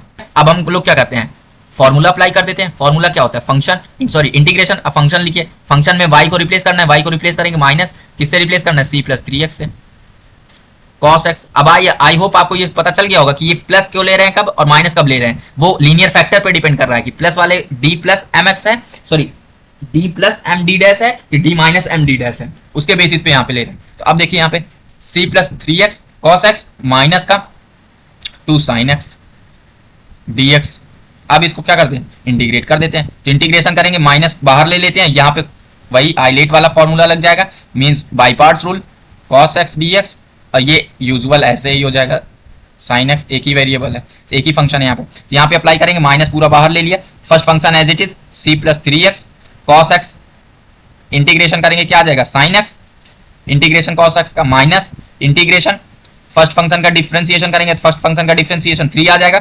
मैं यहाँ पे डायरेक्ट फॉर्मूला नहीं अप्लाई कर रहा हूँ, डायरेक्ट फॉर्मूले में जो भी ऑपरेशन परफॉर्म हो रहा है वो परफॉर्म कर देना हो, जैसे cos x का इंटीग्रेशन मैंने डायरेक्ट लिख दिया, अब यहाँ पे डिफरेंशिएशन c+3x का डायरेक्ट लिख दिया 3, और इंटीग्रेशन करेंगे cos x का क्या आ जाएगा sin x dx minus 2 sin x का इंटीग्रेशन माइनस cos x आ जाएगा तो प्लस cos x कर देगा, इसको प्लस कर देगा और cos x बच जाएगा, यहाँ पे क्या आ जाएगा माइनस बाहर एज इट इज रहेगा, ये देखिए अब इसको रिप्लेस कर दीजिए, y+3x को क्या लिखेंगे c y लिख देंगे, सॉरी यहाँ पे है c+3x तो इसको लिख देंगे y, तो y sin x माइनस का 3 बाहर आ गया और क्या बचा sin x dx, यहाँ पे प्लस का 2 cos x है, अब मल्टीप्लाई करा दीजिए अंदर y माइनस का, तो ये minus y sin x plus का 3 इंटीग्रेशन करेंगे तो माइनस का आ जाएगा, माइनस का cos x प्लस का 2 cos x, यहाँ पे क्या बचेगा माइनस का y sin x minus 3x ये -3x प्लस का 2x,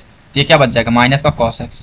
ये माइनस का 3x है, ये प्लस का cos 2x है, तो ये बच जाएगा माइनस का cos x। ये आएगा हमारा टोटल पी। आई होप आप ये अच्छे से समझ गए होंगे। पी आ गया तो हम जेड का कंप्लीट सॉल्यूशन दे देंगे, C F plus P I. C F की वैल्यू जो आएगी उसको लिख दिया और पी आई की वैल्यू जो आएगी उसको लिख दिया गया, हमारा आंसर आ जाएगा। अब हम लोग चलते हैं अपने नेक्स्ट टॉपिक की तरफ। नेक्स्ट टॉपिक हमारा लोग का क्या है, नॉन होमोजीनियस। अभी तक हम लोग कौन सा पढ़ रहे थे, होमोजीनियस, तो अब हम लोग चलेंगे नॉन होमोजीनियस की तरफ। तो अब non homogeneous linear partial differential equation with constant coefficient के साथ में वही सेम चीज है, बट अब हमारी इक्वेशन क्या हो जाएगी, चेंज हो जाएगी, वो नॉन होमोजीनियस होगी। नॉन होमोजीनियस की इक्वेशन अगर देखें तो यहाँ पे देखिए a not del n z by del x to the power n plus a one del n z by del x to the power n minus one del y plus dash dash a n del n z by del by की power n. अब देखिए यहाँ पे order N, यहाँ पे order N, यहाँ पे order N. अब इसके बाद आगे देखेंगे तो यहाँ पे ऑर्डर वन, यहाँ पे देखिए ऑर्डर वन, यहाँ पे ऑर्डर है ही नहीं, डिफ्रेंशिएट ही नहीं हुआ है, तो यहाँ पे इस तरीके से मिलेगा, मतलब order each term will be different. तो इस तरीके की इक्वेशन क्या होती है, नॉन होमोजीनियस होती है, मतलब order will not same, order will be not same. ठीक, ये बात रहेगा इसमें। तो इस तरीके की इक्वेशन नॉन होमोजीनियस होगी। अब इस तरीके की इक्वेशन अगर हम लोगों को सॉल्व करना होगा, देखिए फंक्शन हम लोग इसी तरीके से लिखेंगे। ये तो linear differential equation, sorry linear partial differential equation लिखने का स्टैंडर्ड फॉर्मेट है, इस तरीके से लिखेंगे ही। अब इसमें जो है a naught a one a n ये सारे क्या है, कांस्टेंट है, c naught c one c n c two are all constant, ये सारे क्या है, कांस्टेंट है। अब एग्जांपल में अगर देखें तो ये हमारे पास इक्वेशन लिखी हुई है, del two z by del x square, यहाँ पे डेरिवेटिव 2 टाइम्स हुआ है, del two z by del y square, यहाँ पे भी डेरिवेटिव 2 टाइम्स हुआ है, but del z by del y हो गया, यहाँ पे डेरिवेटिव 1 टाइम हुआ है, तो ये 1 टाइम हुआ है, तो ये 1 टाइम्स में हो गया, तो यहाँ पे ऑर्डर सेम नहीं रहेगा, तो ये क्या हो गया हमारा non homogeneous equation.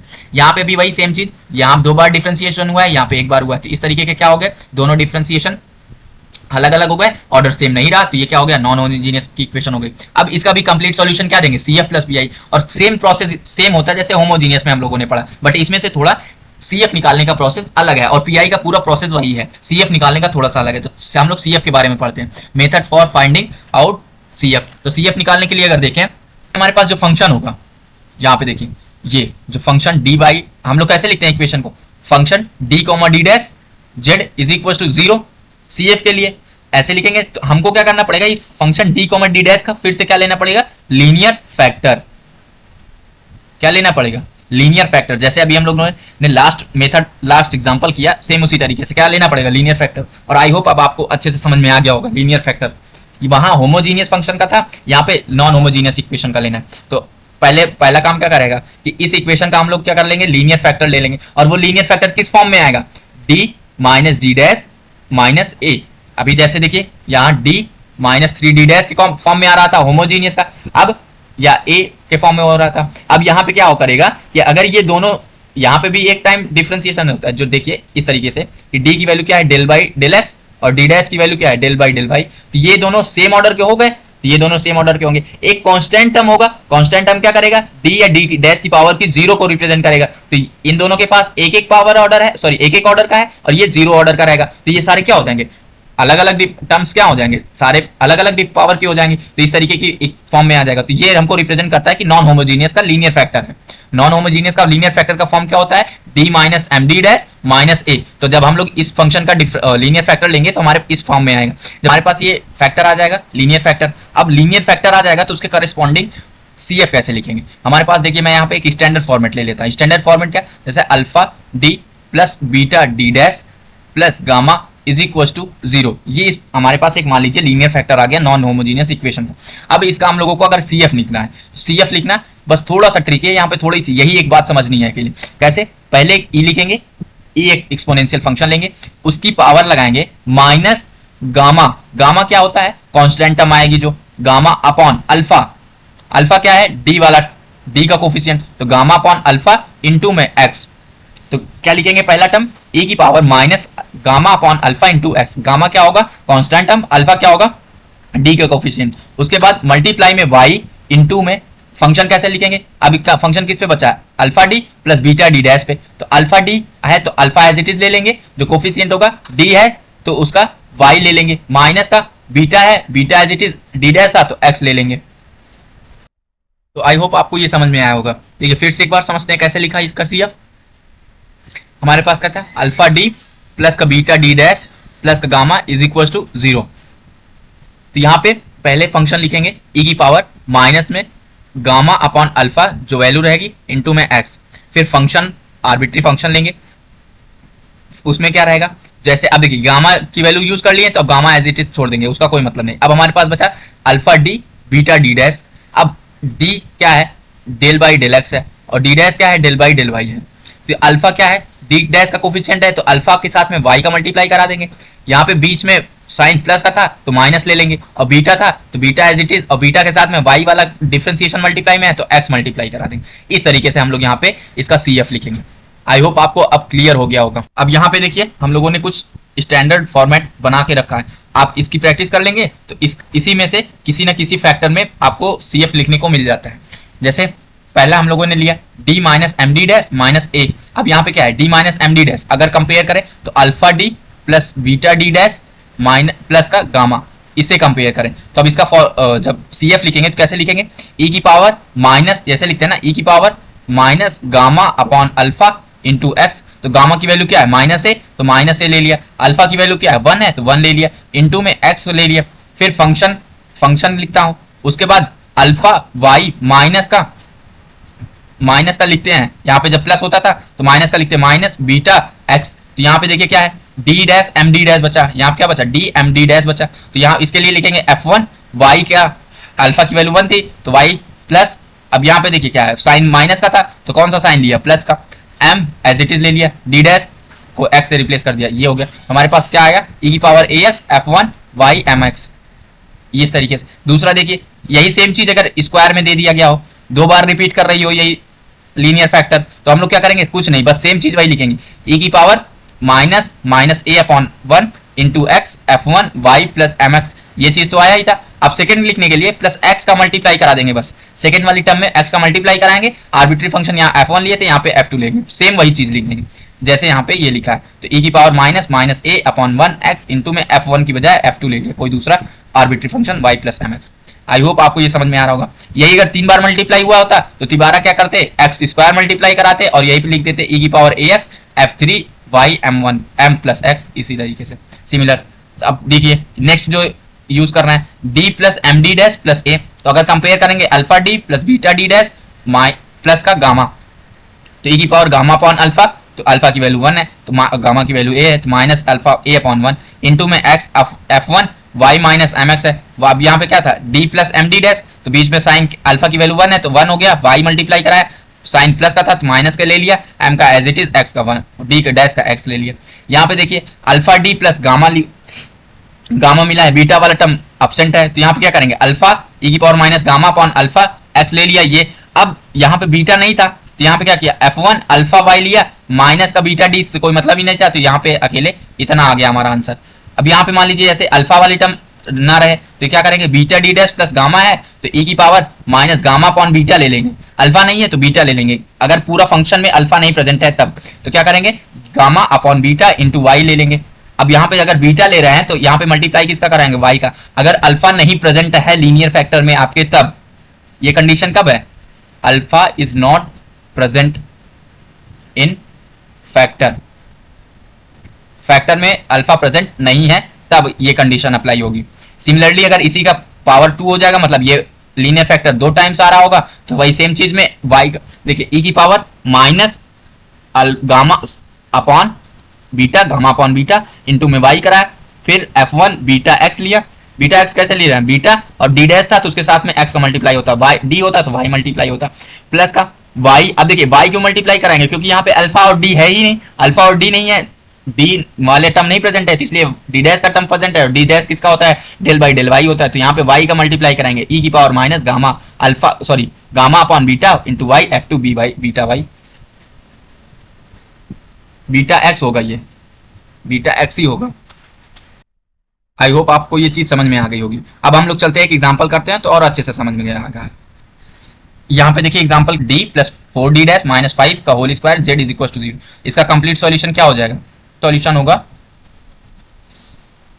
Z is equal to CF, क्योंकि PI तो 0 होगा इसका, तो CF निकालना है। तो CF के लिए हमारे पास यहाँ लीनियर फैक्टर पहले से ही दिया है, लीनियर फैक्टर दिया है तो हमारे पास किस तरीके का है, 4d d dash sorry D plus 4d dash minus का 5 होल स्क्वायर। अब इसका कंपेयर करें तो अल्फा डी प्लस का बीटा डी डैश प्लस का गामा, इसमें कैसे लिखते हैं, e की पावर माइनस गामा, गामा की वैल्यू कितनी है -5 तो -5, अल्फा की वैल्यू कितनी है 1 तो 1, x इंटू में f1 y के साथ में अल्फा की वैल्यू 1 है तो 1 आ जाएगा, तो y यहाँ पे देखिए d प्लस 4d डैश बचा, d प्लस 4d डैश बचा तो प्लस का माइनस कर देंगे, साइन चेंज कर देते हैं, 4 as it is d dash है तो x आ जाएगा। ये एक टाइम के लिए लिखा, स्क्वायर है तो प्लस x का मल्टीप्लाई कराइए, यही सेम चीज लिख दीजिए, तो ये क्या हो जाएगा e की पावर 5x, f1 की बजाय f2 यूज कर लीजिए, y माइनस का 4x, ये हो जाएगा इसका CF।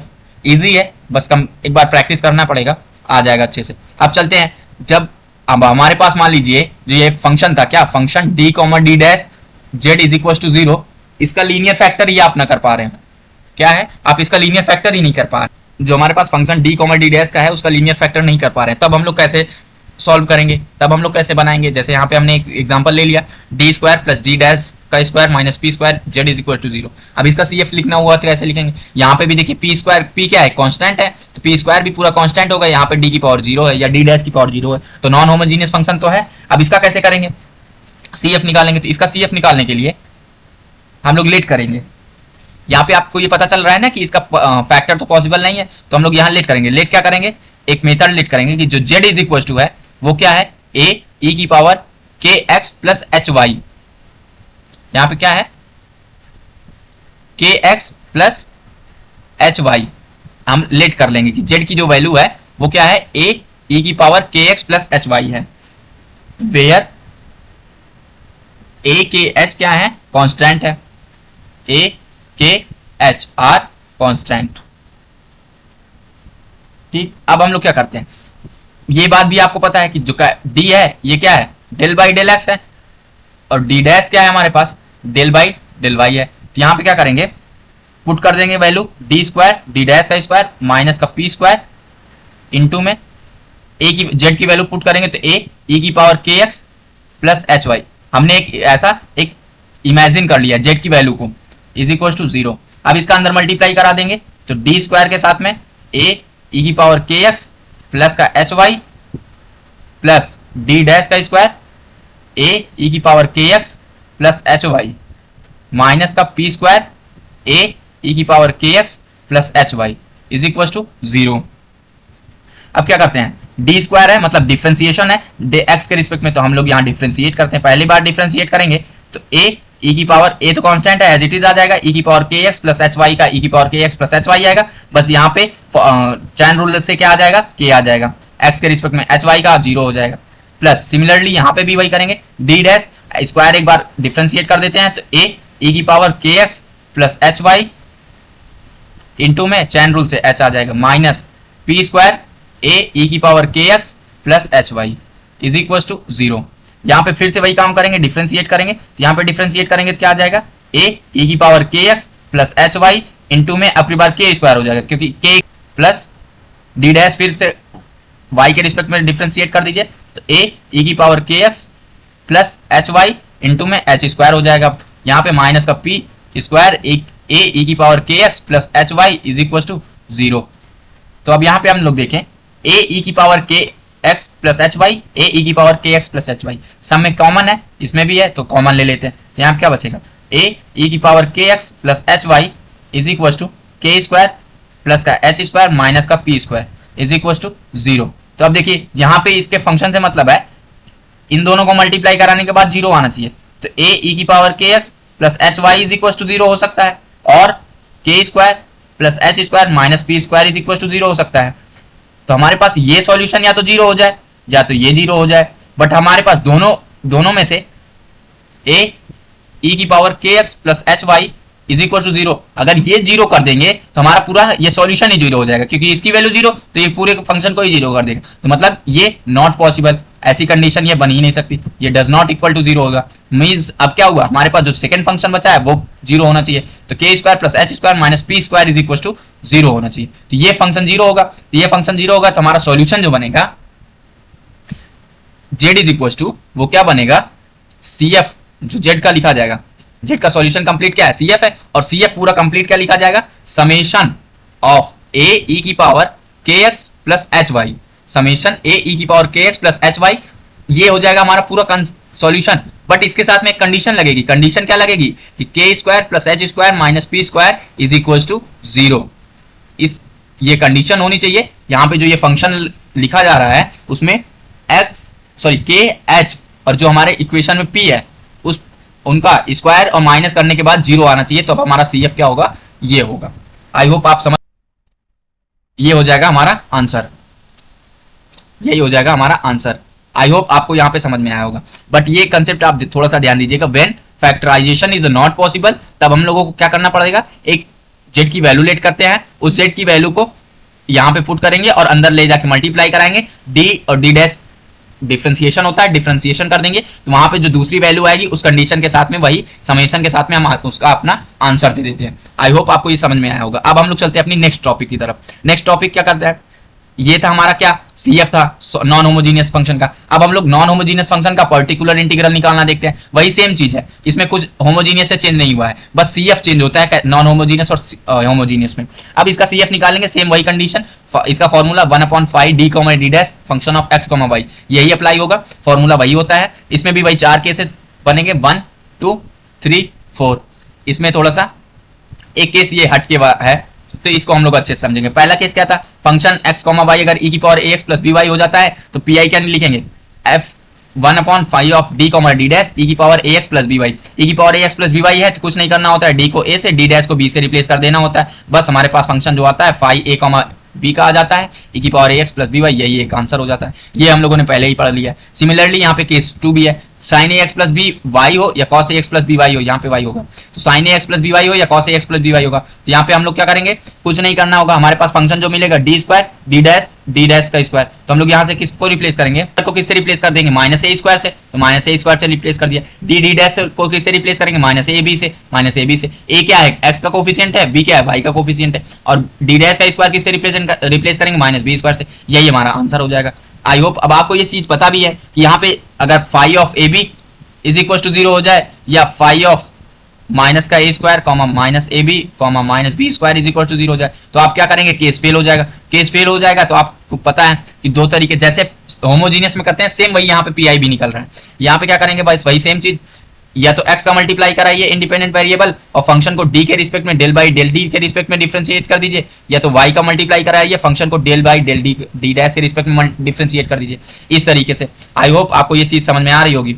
अब आगे देखते हैं case number third. Case number third में देखें तो फंक्शन x, y जब x to the power m y to the power n हो, सिमिलरली वही पीआई निकलेगा, function 1/5 d, d dash x to the power m y to the power n। Same उसी तरीके से 1 plus minus d, d dash की power -1 x to the power n y n बनाएंगे। ये आपको समझा चुका हूं मैं कैसे बना रहे हैं। ये बनाने के लिए हम लोग क्या करेंगे, कॉमन लेंगे, या तो d को या तो d डैश को कॉमन लेंगे, और ये कैसे डिपेंड करेगा, m या n पे डिपेंड करेगा। तो यहाँ पे अगर m बड़ा होगा तो d कॉमन लेंगे, m किसकी वैल्यू x की, तो मतलब d कॉमन लेंगे, और n बड़ा होगा तो d डैश कॉमन लेंगे। इसके बेसिस पे हमारे पास एक क्या बन जाएगी, पावर सीरीज बन जाएगी। उस पावर सीरीज को क्या करेंगे, ऊपर ले जाके बाइनोमियल एक्सपेंशन से एक्सपेंड कर देंगे और मल्टीप्लाई करा देंगे, हमारा आंसर आ जाएगा। और ये कंसेप्ट पहले पढ़ चुके हैं इस तरीके से। अब चौथा कंसेप्ट, ये इंपॉर्टेंट कंसेप्ट है। इसमें क्या है कि फंक्शन x, y जो है, अब देखिए मैंने इस पे एग्जांपल नहीं कराया है, एग्जांपल इसलिए नहीं कराया कि ये क्वेश्चन बहुत कम पूछे जाते हैं, इस पे मैंने कंसेप्ट आपको करा दिया है। अगर आपको लगता है तो आप अच्छे से इस पे क्वेश्चन कर सकते हैं, और आपको जो भी डाउट आएगा आप कमेंट करके जरूर पूछ सकते हैं, या नीचे दिए गए टेलीग्राम चैनल पे ज्वाइन करके वहां से आप अपने डाउट को सॉल्व करवा सकते हैं। वहां पे आप क्वेश्चन भेजेंगे, मैं आपको सॉल्यूशन कर दूंगा, या आपको वीडियो के माध्यम से सॉल्यूशन बता दूंगा उसका, तो आप देख सकते हैं। अब यहाँ पे देखिए चौथा केस है। चौथा केस क्या है हमारे पास, फंक्शन x, y है, e की पावर ax प्लस by हो, इनटू में v हो, और v क्या हो हमारे पास, किसी भी फंक्शन हो, फंक्शन ऑफ x, y कुछ भी हो, एक्स वाई का कोई भी फंक्शन हो वही। तो हम लोग क्या करेंगे, हमारे पास एक एक्सपोनेंशियल फंक्शन मल्टीप्लाई में होगा और उसके साथ में एक अदर फंक्शन होगा। तो अगर हम लोगों को पीआई निकालना होगा तब पीआई हम लोग कैसे निकालेंगे, function of d, d dash e की power ax plus by into v। अब देखिए ये सेकंड सेमेस्टर में हम लोगों ने पढ़ा था ऐसा केस, यहाँ पे थोड़ा हिंट करें अगर आपको, तो ऐसा पढ़ा था ना, f of d into e की पावर ax इंटू v होता था। यहाँ पे भी v क्या होता था, फंक्शन ऑफ x होता था, बट यहाँ पे क्या है, दोनों का होगा, x एंड y दोनों में से होता। अब क्या करेंगे, यहाँ पे कहते थे इसका सॉल्यूशन, जो फंक्शन ऑफ d के राइट साइड में e की पावर x एक्सपोनेंशियल फंक्शन लिखा है उसको रिप्लेस करते थे कहाँ पे, लेफ्ट साइड में। तो लेफ्ट साइड में रिप्लेस करते थे, उसी के साथ में d को a से रिप्लेस कर देते थे। डी को डी प्लस ए से रिप्लेस करते थे। यहाँ पे भी वही सेम काम करेंगे। ई की power a x plus b Y कहाँ लिखा है, फंक्शन के राइट साइड में लिखा है, इसको लेफ्ट साइड में शिफ्ट करेंगे। लेफ्ट साइड में शिफ्ट करेंगे तो डी को डी प्लस ए से और डी डैश को डी डैश प्लस बी से रिप्लेस कर देंगे। तो यही सेम काम यहाँ करेंगे।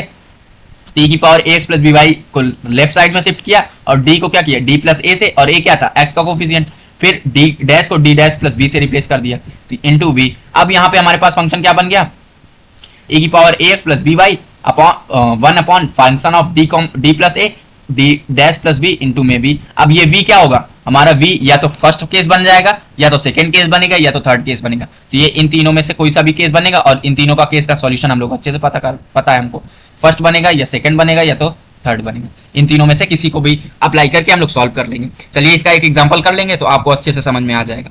यहाँ पे देखिए हमारे पास एग्जांपल है, इसको सॉल्व करते हैं। सॉल्यूशन देखें इसका, तो हमारे पास फंक्शन क्या लिखा है, d minus 3d D dash minus 2 का whole square z is equal to 2 e की power 2x tan y plus 3x। ठीक, अगर इसका आप सॉल्यूशन देखना है तो इसका कंप्लीट सॉल्यूशन क्या होगा, z is equal to C F plus B I. अब आप पहले क्वेश्चन को पहचान लीजिए, किसका क्वेश्चन गिवन है। यहाँ पे देखिए d है, d डैश है, यहाँ पे 2 दे दिया, मतलब किसका क्वेश्चन दिया है, नॉन होमोजीनियस है। पहले में ऑर्डर 1, दूसरे में ऑर्डर 1, तीसरे में ऑर्डर 0, तो मतलब ऑर्डर डिफरेंट हो गए। तो जब ऑर्डर डिफरेंट हो गए तो किसका हो गया, नॉन होमोजीनियस हो गया। अब यहाँ पे CF निकालेंगे। CF निकालेंगे तो क्या लिखेंगे, हमारे पास लीनियर फैक्टर ये ऑलरेडी गिवन है, तो हम लोग लीनियर फैक्टर डायरेक्ट यूज करते हैं। d minus 3d dash minus 2 का whole square is equal to, इसका लीनियर फैक्टर गिवन है तो CF क्या लिखेंगे, पहले e की power minus gamma upon alpha x into function of alpha y minus का, अगर वहां पे प्लस है यहाँ पे माइनस है तो प्लस यूज करेंगे, बीटा d बीटा x इस तरीके का। अब यहाँ पे अप्लाई करें तो क्या है, e की पावर माइनस गामा की वैल्यू क्या है, माइनस 2, तो माइनस 2 अपॉन 1, अल्फा की वैल्यू 1 है, इंटू में x फंक्शन ऑफ f1 ले लिया, अल्फा की वैल्यू 1 है तो 1 पुट कर दिया, तो 1 इंटू में y, तो y माइनस है तो प्लस लेंगे, प्लस का 3 as it is g dash था तो x ले लिया, तो ये आ गया। प्लस में स्क्वायर है, 2 बार रिपीट कर रहा है यही रूट, तो x का मल्टीप्लाई कराएंगे, e की पावर वही सेम चीज लिख देंगे 2x, f2 हो जाएगा y प्लस 3x हो जाएगा, तो ये आ जाएगा हमारा CF। इजी था इसका CF लिखना। अब PI निकालते हैं, तो PI निकालेंगे function of d comma D dash लिखेंगे, इंटू में जो राइट हैंड साइड है फंक्शन x कॉमा वाई का। अब इसमें क्या करेंगे, फंक्शन लिखेंगे तो क्या है, d minus 3d dash minus का 2 का होल स्क्वायर, इंटू में राइट हैंड साइड है 2 e की power 2x tan y plus 3x। ठीक है, अब हम लोगों को क्या करना है, कंपेयर करिए। आपको अभी क्या पढ़ा है, e की power ax plus b y, तो यहाँ पे उसी का फॉर्म बना है, e की power ax plus b y. यहाँ पे क्या लिखा है, e की पावर 2x प्लस 0, तो b की वैल्यू क्या है, 0 है, और 2x हो गया a की वैल्यू क्या आ गई 2, तो यहाँ पे रिप्लेस करते हैं।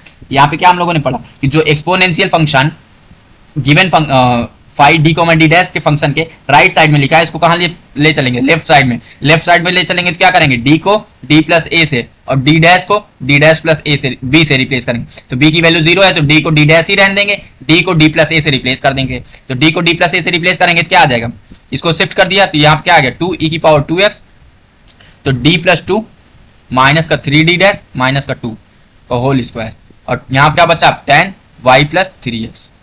अब आगे सॉल्व करें, यहाँ क्या है 2 e की पावर 2x अपॉन में, यहाँ से देखिए 2 माइनस का 2 कैंसिल, यहाँ क्या बचा माइनस का d माइनस का 3d डैश का whole square tan y plus 3x।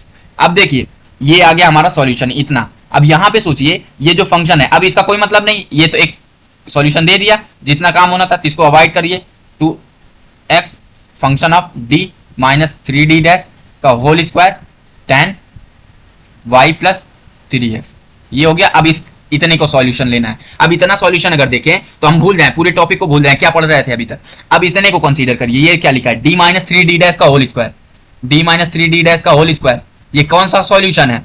यहाँ पे देखिए फर्स्ट ऑर्डर, यहाँ पे अदर कोई वर्ड है नहीं, अदर कोई टर्म नहीं लिखा है, तो अदर कोई टर्म नहीं लिखा तो ये कौन सा हो गया, होमोजीनियस हो गया। अब होमोजीनियस में हम लोग पीआई केस ऐसे कैसे सॉल्व करते हैं, जब कैसे मिलता था function of ax plus b y में, यहाँ पे देखिए वही तरीके तो लिखा है, तो ax प्लस बी वाई में, तो इसको कैसे सॉल्व करते थे, केस थर्ड की तरीके। आई होप आपको ये याद होगा, नहीं याद होगा तो मैं देखिए यहाँ पे हेल्प कर दे रहा हूँ एक बार। तो कैसे 2 e की पावर 2x तो एज इट इज रहने देते हैं, तो अब क्या करेंगे यहाँ पे जब ऐसे कंडीशन होता था तो हम लोग क्या करते थे, डी को ए से और डी डैश को बी से रिप्लेस करते थे, तो रिप्लेस कर दीजिए। और यहाँ पे कैसे फॉर्म होता था, ए किसका है एक्स का कोफिशिएंट, बी किसका है वाई का कोफिशिएंट, तो यहाँ पे रिप्लेस करिए डी को एक्स के कोफिशिएंट से तो 3 माइनस का 3 डी डैश को रिप्लेस करेंगे तो 1 से रिप्लेस किया स्क्वायर 10 वाई प्लस 3x।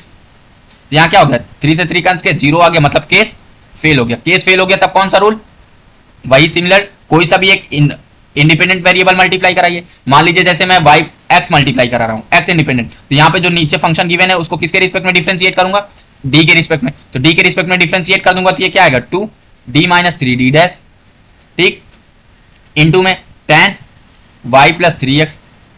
अब देखिए फिर वही काम करेंगे, डी को ए से डी डैश को बी से रिप्लेस करेंगे तो 2 e की power x x upon 2 D को रिप्लेस किया ए से तो क्या आया 3 माइनस का 3 is equal to sorry into में 10 y प्लस 3x।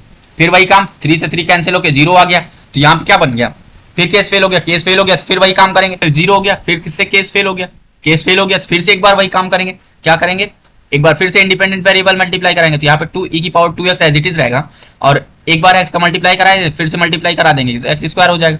और अब फिर से d के रिस्पेक्ट में डिफरेंशिएट करेंगे इस वाले फंक्शन को, इस वाले फंक्शन को अगर देखें तो 2d माइनस का 6d डैश लिखा है, d के रिस्पेक्ट में डिफरेंशिएट करेंगे तो केवल यही टर्म डिफरेंशिएट होगा, यही टर्म डिफरेंशिएट होगा तो केवल 2 बचेगा, इनटू में 10 y प्लस का 3x ये बचेगा। अब यहाँ पे 2 से 2 कैंसिल कर दीजिए, आ गया हमारा pi e की power 2x x square 10 y plus 3x। आई होप आपको ये समझ में आया होगा कि कैसे कंसेप्ट को हम लोगों ने यहाँ पे यूज किया है। होमोजीनियस का था ये क्वेश्चन, नॉन होमोजीनियस का, लेकिन यूज कर लिया होमोजीनियस भी। तो ऐसे क्वेश्चन आपको AKTU यूनिवर्सिटी में मिलेंगे, तो आप इस तरीके के क्वेश्चन की प्रैक्टिस जरूर करिएगा। तो हमारा कंप्लीट सॉल्यूशन क्या होगा, CF प्लस PI। तो CF क्या है, e की power 2x f1 y plus 3x plus x e की power 2x f2 y plus 3x plus e की पावर 2x, यहाँ पे जो बचा है PI x square 10 y plus 3x। अब यहाँ पे देखिए ये जो फंक्शन था, ये जो हम लोग कंसेप्ट यूज किया, आप एक बार इसको अगर नहीं समझ में आया होगा तो फिर से जाके वीडियो को देखिएगा। अगर तब भी नहीं समझ में आएगा तो आप कमेंट करके जरूर पूछिएगा। यहाँ पे अगर हमारे पास कोई अगर इक्वेशन बची होती तो यहाँ पे इंटीग्रेशन ऐसे करते हैं ना, डी को ए से और डी को डी डैश को बी से रिप्लेस करने के बाद जो हमारे पास फंक्शन बनता वो a कॉमा बी बन जाता, और उसके बाद यहाँ पे जो इक्वेशन बचती है, ये अगर ये इक्वेशन बची होती तो यहाँ जितने ऑर्डर की बची होती उतनी बार यहाँ इंटीग्रेट करते हैं ना, इंटीग्रेट करेंगे फिर ये 10 एज इट इज और इस वाले पूरे फंक्शन को यू लेट कर लेते और उतनी बार हम यहाँ पे इंटीग्रेशन का डू यू यूज करते। इस तरीके का कंसेप्ट था ना हमारा। अगर आपको नहीं समझ में आया होगा तो एक बार फिर से वीडियो पीछे करके देखिएगा। अब चलते हैं हम लोग अपना नेक्स्ट टॉपिक की तरफ। ये हो गया हमारा आंसर। नेक्स्ट टॉपिक है हमारा, और ये लास्ट टॉपिक है इस यूनिट का। क्या है हमारा last topic, two partial differential equation with constant coefficient. अब अगर इस कॉन्सेप्ट की बात करें तो हम लोगों ने आपको अगर थोड़ा सा रिवाइज कराएं, सेकंड सेमेस्टर में ले चलते हैं, तो वहां पे हम लोगों ने पढ़ा था 2 इक्वेशन, एक कॉची का और एक लीजेंडर साहब का।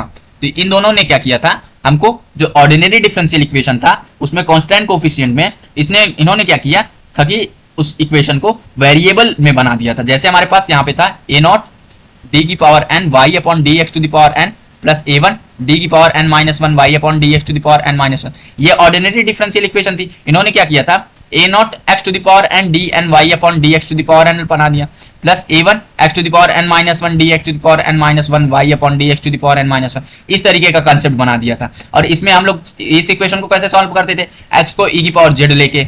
आई होप आपको ये थोड़ा कंसेप्ट याद आ रहा होगा। सिमिलरली वही इक्वेशन यहाँ पे पार्शियल में आ गई है। पार्शियल में उसी इक्वेशन को रिड्यूस करेंगे। किसमें रिड्यूस करेंगे, कांस्टेंट कोफिशिएंट में। यहाँ पे भी वही x की वैल्यू को e पावर z रखते थे तो वो रिड्यूस हो जाती थी ऑर्डिनरी डिफरेंशियल इक्वेशन। सिमिलरली यहाँ पे भी हम लोग पार्शियल में भी कांस्टेंट कोफिशिएंट के साथ में वेरिएबल कोफिशिएंट भी यूज करेंगे और उस वेरिएबल कोफिशिएंट का यहाँ पे रिड्यूस करेंगे कांस्टेंट कोफिशिएंट में। ये वही टॉपिक है। तो चलिए हम लोग देखते हैं कैसे करना है।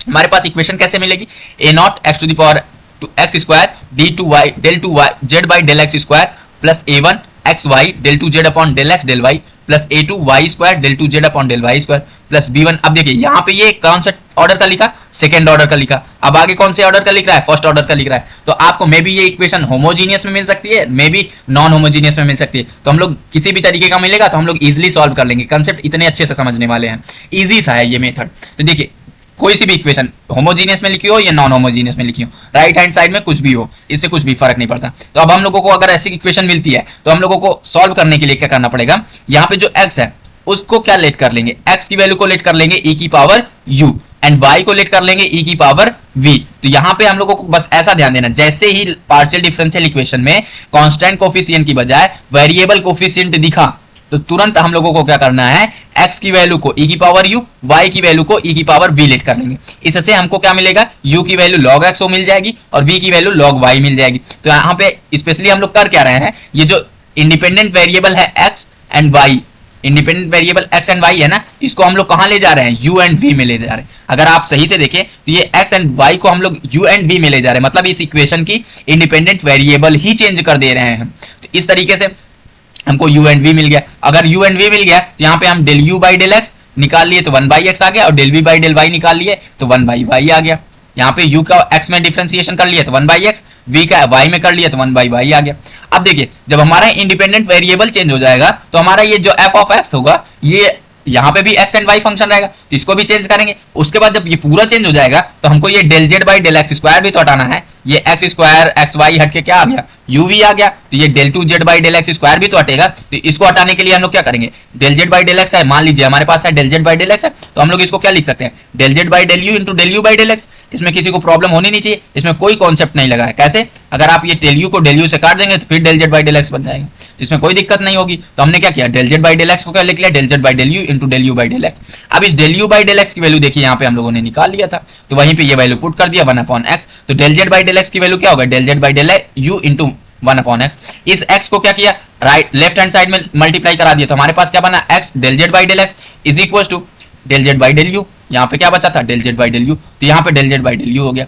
अब देखिए हमने क्या किया, इस del z by del u को d से रिप्लेस कर दिया। Del z by del u को किससे रिप्लेस कर दिया, d से। तो हमारे पास फंक्शन क्या बन गया, dz। तो हमने क्या किया, x del z by del x की वैल्यू को क्या किया, dz से रिप्लेस कर लिया। तो अब हमको इस तरह की इक्वेशन मिलेगी, और इस इक्वेशन में हमको अगर कहीं पे ऐसा लिखा मिल गया x del z by del x, तो उसको हम लोग तुरंत क्या लिखेंगे, dz। और यहाँ पे d क्या होगा, डेल बाई डेल u। इतना सा याद रखना है, और इसमें कुछ भी याद नहीं रखना है, प्रैक्टिस करेंगे ऑटोमेटिक ये चीजें याद हो जाएंगी। अब देखिए सिमिलरली यहाँ पे अगर del z by del x निकालनी है तो ये del z by del x क्या है, ये आया है del z by del u into 1 by x. अब हमको अगर del 2z by del x square निकालना है तो इसका एक बार डिफरेंशिएट कर दीजिए फिर से x में, किसका, देखिए मैं लिख दे रहा हूँ, डेल बाई डेल एक्स कर दीजिए, किसका, del z by del u into 1 by x का। देखिए मैं यहाँ पे एक बार करके दिखा दे रहा हूँ ताकि आपको समझ में आ जाए। Del z by del u into 1 by x, तो दोनों x के फंक्शन है, प्रोडक्ट हो जाएंगे, प्रोडक्ट रूल लग जाएगा। तो प्रोडक्ट रूल लगाएंगे तो del 2z by del u square. अब डेल u देखिए यहाँ पे क्या कर रहा है, del 2z by del u पहले फंक्शन का डिफरेंशिएशन, तो del 2z upon del u square हो गया इनटू में, बट हम किसके रिस्पेक्ट में कर रहे हैं, x के, तो x के रिस्पेक्ट में कर रहे हैं, तो यहाँ एक बार u का x में होगा तो मतलब del u by del x होगा, क्योंकि यहाँ पे x आया ही नहीं अभी, और x जब तक नहीं आएगा तब तक डिफरेंशिएशन होगा। तो यहाँ पे जिसका जो वेरिएबल आया था उसका फिर से x में कर दिया, तो u का x में कर दिया, इन प्लस यहाँ पे सॉरी पहले x 1/x as it is रहेगा सेकंड फंक्शन, प्लस का first function as it is del z by del u as it is, second function का इंटीग्रेशन करेंगे 1/x का माइनस 1/x स्क्वायर आ जाएगा। तो यहाँ से देखिए ये x स्क्वायर और कहाँ गया, del u by del x, del u by del x की वैल्यू क्या होगी, यहाँ पे देखिए मैं लिख रहा हूँ del 2z by del u square है, और del u by del x की वैल्यू क्या है, 1 बाई एक्स है। तो यहाँ पे 1 बाई, इसकी वैल्यू 1 बाई एक्स और यहाँ पे 1 बाई एक्स, तो यहाँ पे क्या मिलके हो गया 1 बाई एक्स स्क्वायर, प्लस नहीं माइनस का, यहाँ पे माइनस है ना, तो minus 1 by x square del z by del u। ये यहाँ से और यहाँ से दोनों से एक्स स्क्वायर कॉमन ले लिया और यहाँ भेज दिया, तो ये क्या बन जाएगा, x square del 2z by del x square, और यहाँ पे क्या बना, del 2z upon del u square minus का del z by del u। तो इसको हम लोग क्या लिख सकते हैं, d माइनस 1 z, और ये इस d की वैल्यू क्या है, del z by del u। यही था, sorry del z by del u नहीं, डेल बाई डेल u अकेले है। इसी तरीके सिमिलरली अगर आता है x cube del cube z by del x cube, तो इसको लिख लेंगे d minus 1 d minus 2 z। अब देखिए ये तो हो गया x का, y का अगर देखें तो del z by del y is equal to क्या लिखेंगे, del z by del v into del v by del y, क्योंकि देखिए हमारे पास दोनों प्रेजेंट रहेंगे ना इक्वेशन में।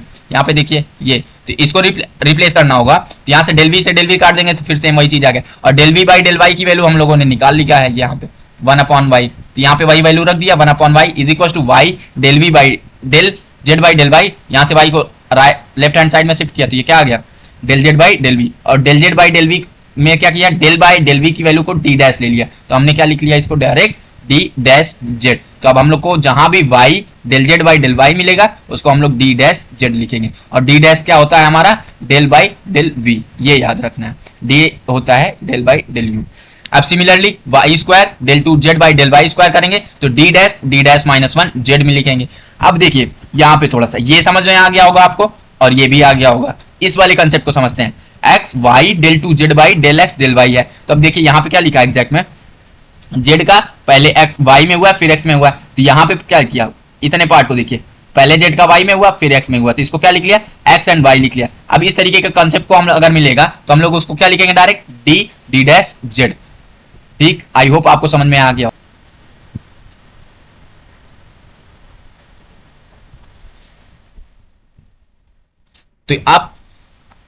तो आप इसको डिफरेंशिएट कर दीजिएगा, आपको इसी तरीके से मिल जाएगा। आई होप आपको ये पूरे कंसेप्ट समझ में आया होगा कि रेड्यूस कैसे कर रहे हैं वेरिएबल वाले कोफिशिएंट को। अब देखिए यहाँ पे इंपॉर्टेंट पॉइंट मैंने लिख दिया है, x del z by del x को क्या लिखेंगे, d z, x square del two z by del x square मिलेगा तो d d minus one z लिखेंगे, x cube del two z by del x cube मिलेगा तो हम लोग इसको क्या लिखेंगे, d d minus one d minus two z, y del z by del y मिलेगा तो d dash y, del y square del two z by del y square रहेगा तो d dash minus one z. इस तरीके से similarly इसको भी लिख लेंगे। अब यहाँ पे देखिए डी की value del by del u है, डी डैश की value del by del v है, और इस तरीके का कंसेप्ट मिलेगा तो यहाँ पे क्या लिखेंगे, d D dash minus Z. अब देखिए यहाँ पे एक एग्जांपल लिए हैं, इस एग्जांपल को सॉल्व कर लेते हैं। हमारा ये आया है AKTU 2022 में, तो मतलब ये रिसेंट का क्वेश्चन है और इंपॉर्टेंट क्वेश्चन, यहाँ से कभी कभी क्वेश्चन बन जाता है। तो चलिए इसको सॉल्व करके देखते हैं। सॉल्यूशन देखें इसका, तो क्या है लिखा है, x square del two z by del x square minus का 4x y del two z by del x del y plus का 4y square del two z by del y square plus का 6y del z by del y is equal to x cube y की power 4। इसका solution में हम लोग क्या बोलेंगे, let x is equal to e की power u, y is equal to e की पावर v, एंड क्या बताएंगे, जो d होने जा रहा है वो d क्या होगा, डेल बाई डेल u, और d डैश क्या होगा हमारा, डेल बाई डेल v। अब यहाँ पे आप बता दीजिए कि x square del two z by del x square की वैल्यू रिप्लेस करेंगे किससे, d d minus one z से, और एक्स वाई लिखा है ना, x y del two z by del y del x del y की वैल्यू किससे रिप्लेस करेंगे, डी डी डैश जेड से, y square del two z by del y square की वैल्यू किससे रिप्लेस करेंगे, d D dash minus one z से। यहाँ पे वही से सिमिलरली यहाँ पे y dy y del z by del y को किससे रिप्लेस करेंगे, d डैश जेड से। तो इन सारी वैल्यूज को इस इक्वेशन में पुट कर दीजिए, तो यहाँ क्या बनेगा, देखिए इसको रिप्लेस करेंगे तो ये लिख देंगे, तो d d minus one z minus का 4, इसको रिप्लेस करके लिख देंगे d d dash z plus का 4y square del two z by del y square को रिप्लेस करेंगे तो क्या लिखेंगे, d dash minus one z plus का 6y del z by del y को लिखेंगे d dash z is equal to x cube y की power 4। अब देखिए एक्स क्यूब वाई की पावर 4, एक्स की वैल्यू क्या लिए हैं, e की पावर u, ये क्या हो जाएगा e की पावर 3u प्लस इंटू में y की पावर 4u, तो e की पावर यहाँ पे v लिए हैं तो ये क्या हो जाएगा, y की वैल्यू e की पावर 4v। आई होप आप ये समझ गए होंगे, e की पावर 4u हो, e की पावर 3u हो गया इंटू में e की पावर 4v हो गया। अब आगे इसको सॉल्व करें, क्या करेंगे, इसको मल्टीप्लाई करा दीजिए, तो डी स्क्वायर माइनस का डी, अब जेड पूरा कॉमन लेंगे, डी स्क्वायर माइनस का डी माइनस का 4d डी डैश प्लस का 4d डैश का square minus 4d dash plus का 6d डैश, टोटल कॉमन ले लिया, जेड इज इक्वल टू यहाँ क्या बचा, e की पावर 3u इंटू e की पावर 4v। अब देखिए इसको सॉल्व करते हैं आगे, तो यहाँ क्या है, डी स्क्वायर है, ये डी डैश का टर्म कहीं और है, सॉरी डी का टर्म और कहीं नहीं है, तो इसको लिख लेते हैं हम लोग d as it is, minus का 4d डी डैश, ठीक है। यहाँ पे आगे देखें तो 4d डैश का स्क्वायर माइनस का 4d डैश, ये 4d डैश का स्क्वायर माइनस का ये 4d डैश प्लस का 6d डैश, तो ये क्या बचेगा 2d डैश। ये सॉल्यूशन बना, z is equal to e की पावर u इंटू e की पावर 4v। तो अब हम लोग क्या करते हैं, यहाँ पे देखिए order two, order first, order two, order two, order first, तो हमारे पास ये कौन सी इक्वेशन मिली, नॉन होमोजीनियस इक्वेशन मिली। नॉन होमोजीनियस इक्वेशन मिली तो इसका सॉल्यूशन कैसे लिखेंगे? पहले इसका लीनियर फैक्टर करते हैं। तो लीनियर फैक्टर करते हैं तो पहले लीनियर फैक्टर कैसे होगा? डी स्क्वायर माइनस का 4d d dash plus 4d dash का स्क्वायर माइनस d प्लस का 2d डैश है। ठीक है, ये है z is equal to e की पावर, देखिए 3u है प्लस का 4v कर देंगे क्योंकि यहाँ पे क्या है, बेस सेम है तो पावर ऐड हो जाती है। तो ये हो गया। अब यहाँ पे क्या करते हैं हम लोग, इसका कंप्लीट सॉल्यूशन कैसे देंगे? CF प्लस पीआई से। तो CF प्लस पीआई से देंगे तो यहाँ पे CF की वैल्यू निकालेंगे। CF की वैल्यू निकालेंगे तो क्या लिखेंगे, और CF कैसे निकालेंगे? हमारे पास इक्वेशन क्या गिवन है, d square plus 4d d dash plus 4d dash का square minus d plus 2d dash is equal to 0। इसका CF निकालना है। इसका CF कैसे निकालते हैं आप देखिए, तो सॉल्व करते हैं इसका CF सॉल्व करेंगे तो देखिए कंसीडर करिए D square minus 4d d dash लिखा है प्लस 4d डैश का स्क्वायर लिखा है। ठीक है, minus d plus 2d dash है। तो हम लोग क्या कर सकते हैं, इन दोनों टर्म को अलग कर देते हैं। अलग कर लेंगे तो यहाँ से कॉमन ले लेते हैं -1 का, यहाँ पे क्या बचेगा 2d डैश, यहाँ पे माइनस कॉमन ले लिया तो यहाँ पे बचा d minus 2d dash is equal to 0 और इस एक टर्म को अलग कर दिया। अब देखिए क्या लिखा है, ये वाले टर्म को अगर कंसीडर करें तो ये a स्क्वायर माइनस का 2ab प्लस का b स्क्वायर लिखा है। तो इसको क्या लिख सकते हैं, d माइनस 2d डैश का होल स्क्वायर माइनस यहाँ पे क्या लिखा है d minus 2d dash is equal to 0। इसीलिए हमने इसको क्या किया, इसका लीनियर फैक्टर निकालेंगे ना, जो इक्वेशन लिखी है पहले इसका लीनियर फैक्टर निकालेंगे। क्यों? क्योंकि ये नॉन होमोजीनियस इक्वेशन है। अगर होमोजीनियस इक्वेशन होती तो उसका CF डायरेक्ट ऑक्सिलरी इक्वेशन लिख के निकाल लेते, लेकिन ये नॉन होमोजीनियस है इसलिए लीनियर फैक्टर निकाल रहा है। तो लीनियर फैक्टर निकालेंगे तो यहाँ पे देखिए ये d minus 2d dash common हो गया तो यहाँ पे क्या बचा, d minus 2d dash minus का 1 इज इक्वल टू क्या हो गया 0। तो हमारे पास लीनियर फैक्टर आ गया। अब हम एक एक कॉरेस्पॉन्डिंग लिख लेते हैं, फैक्टर लिखते हैं। तो जैसे हमारे पास d माइनस 2d डैश है। अब यहाँ पे एक बार पहले ये याद कर लीजिए कि ये d की वैल्यू क्या है, डेल बाई डेल यू, और d डैश की वैल्यू क्या है, डेल बाई डेल वी। यहाँ पे जो इंडिपेंडेंट वेरिएबल आएगा वो किसमें आएगा, u एंड v में। तो x y में नहीं जाना है, ये बात हमको याद रखना है। तो अब इसके करस्पॉन्डिंग CF लिखेंगे तो CF क्या हो जाएगा, देखिए ये तो पहले क्या बात है, होमोजीनियस फैक्टर है, होमोजीनियस का लीनियर फैक्टर है। तो इसलिए अगर आपको डायरेक्ट लिखना हो तो डायरेक्ट लिख दीजिए, और नहीं तो अगर आपको नॉन होमोजीनियस से लिखना है तो नॉन होमोजीनियस से लिख दीजिए। e की पावर माइनस गामा, गामा की वैल्यू यहाँ पे प्रेजेंट ही नहीं है तो गामा वैल्यू नहीं प्रेजेंट है तो 0x लिख दिया। x नहीं लिखेंगे, क्या लिखेंगे, u लिखेंगे। क्यों? क्योंकि यहाँ पे x की जगह पे क्या है u और y की जगह पे क्या है v। तो यहाँ पे क्या हो जाएगा e की पावर u। अब f1 अल्फा होता था तो अल्फा की वैल्यू यहाँ पे क्या है 1, और y यूज करते थे, y की जगह पे v है तो v यूज करेंगे। माइनस है तो माइनस का प्लस यूज करेंगे तो प्लस 2 एज इट इज, और d डैश था, d डैश की जगह पे y x लिखते थे तो यहाँ पे क्या लिखेंगे u लिखेंगे। तो हमारे पास यहाँ ये क्या बन के आ जाएगा f1 v प्लस 2u। ठीक, अब यहाँ पे अगर रिप्लेस करना है तो वैल्यू पुट कर दीजिए। f1 v की वैल्यू क्या आई है, या v की वैल्यू किसके बराबर है, log x के। यहाँ पे देखिए अगर हम लोग जो लेट किए थे ये, यहाँ पे v की वैल्यू निकालेंगे तो log y के बराबर है, सॉरी ये log y के बराबर है, u की वैल्यू log x के बराबर है। तो यहाँ पे वही सेम चीज, यहाँ पे अगर v को हटाएंगे तो क्या लिखेंगे log y, यहाँ क्या लिख देंगे log y प्लस का 2 log x। अगर u को हटाएंगे तो ये आ जाएगा पहला। दूसरा फंक्शन के कॉरेस्पॉन्डिंग लिखते हैं दूसरे फैक्टर के, तो minus 2d d dash minus 1 is equal to, आप CF लिखेंगे इसके कॉरेस्पॉन्डिंग। तो यहाँ पे e की पावर माइनस गामा, गामा की वैल्यू -1 अपॉन अल्फा, अल्फा की वैल्यू 1। अब यहाँ पे x आता था तो x नहीं आएगा, यहाँ पे क्या आएगा u आएगा। f1 यहाँ पे यूज कर लिए, यहाँ पे f2 यूज करिए f2। अब देखिए यहाँ पे अल्फा, अल्फा की वैल्यू 1 है, यहाँ पे v आएगा, v क्यों आ रहा है, क्योंकि इंडिपेंडेंट वेरिएबल चेंज हो गए हैं, x को u से, y को v से। तो यहाँ पे v आ गया प्लस, यहाँ पे माइनस है तो प्लस यूज करेंगे। 2 d डैश का u लिखते थे, x लिखते थे तो u लिखेंगे, ये आ गया। तो यहाँ पे इसको अगर रिप्लेस करेंगे तो e की पावर u बन रही है तो e की पावर u की वैल्यू क्या लिखेंगे, u की वैल्यू log x होती है तो log x लिख देंगे। f2 यहाँ पे v की वैल्यू क्या है log y plus 2 log u। तो यहाँ पे देखिए ये कट के क्या हो जाएगा, e और log कंपेयर करेंगे तो x बन जाए, हट जाएगा। तो यहाँ पे बचेगा x f2 log y plus 2 log x, ये है log x। तो ये हो जाएगा हमारा दूसरे के कॉरेस्पॉन्डिंग। तो हमारा कंप्लीट सॉल्यूशन क्या होगा CF का, CF का हमारा कंप्लीट सॉल्यूशन होगा f1 log y plus 2 log x plus x f2 log y plus 2 log x। ये हो जाएगा हमारा कॉरेस्पॉन्डिंग,